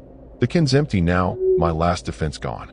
I scramble to the loft's edge, looking for a way down, but the woman's below, rope ready, her eyes gleaming with excitement. "Lila, you're ours," she says, and I feel the whistling pull me, like it's draining my will. I think of my van, probably a wreck by the river, and how I posted my location online, thinking it was safe. That was my deadly mistake, sharing too much, leading them right to me. I leap from the loft, aiming for a pile of hay, but I land hard, twisting my ankle. Pain shoots up my leg, and I crawl toward the barn's back wall, praying for a gap. The men are behind me, one still coughing from the mace, the other swinging his crowbar.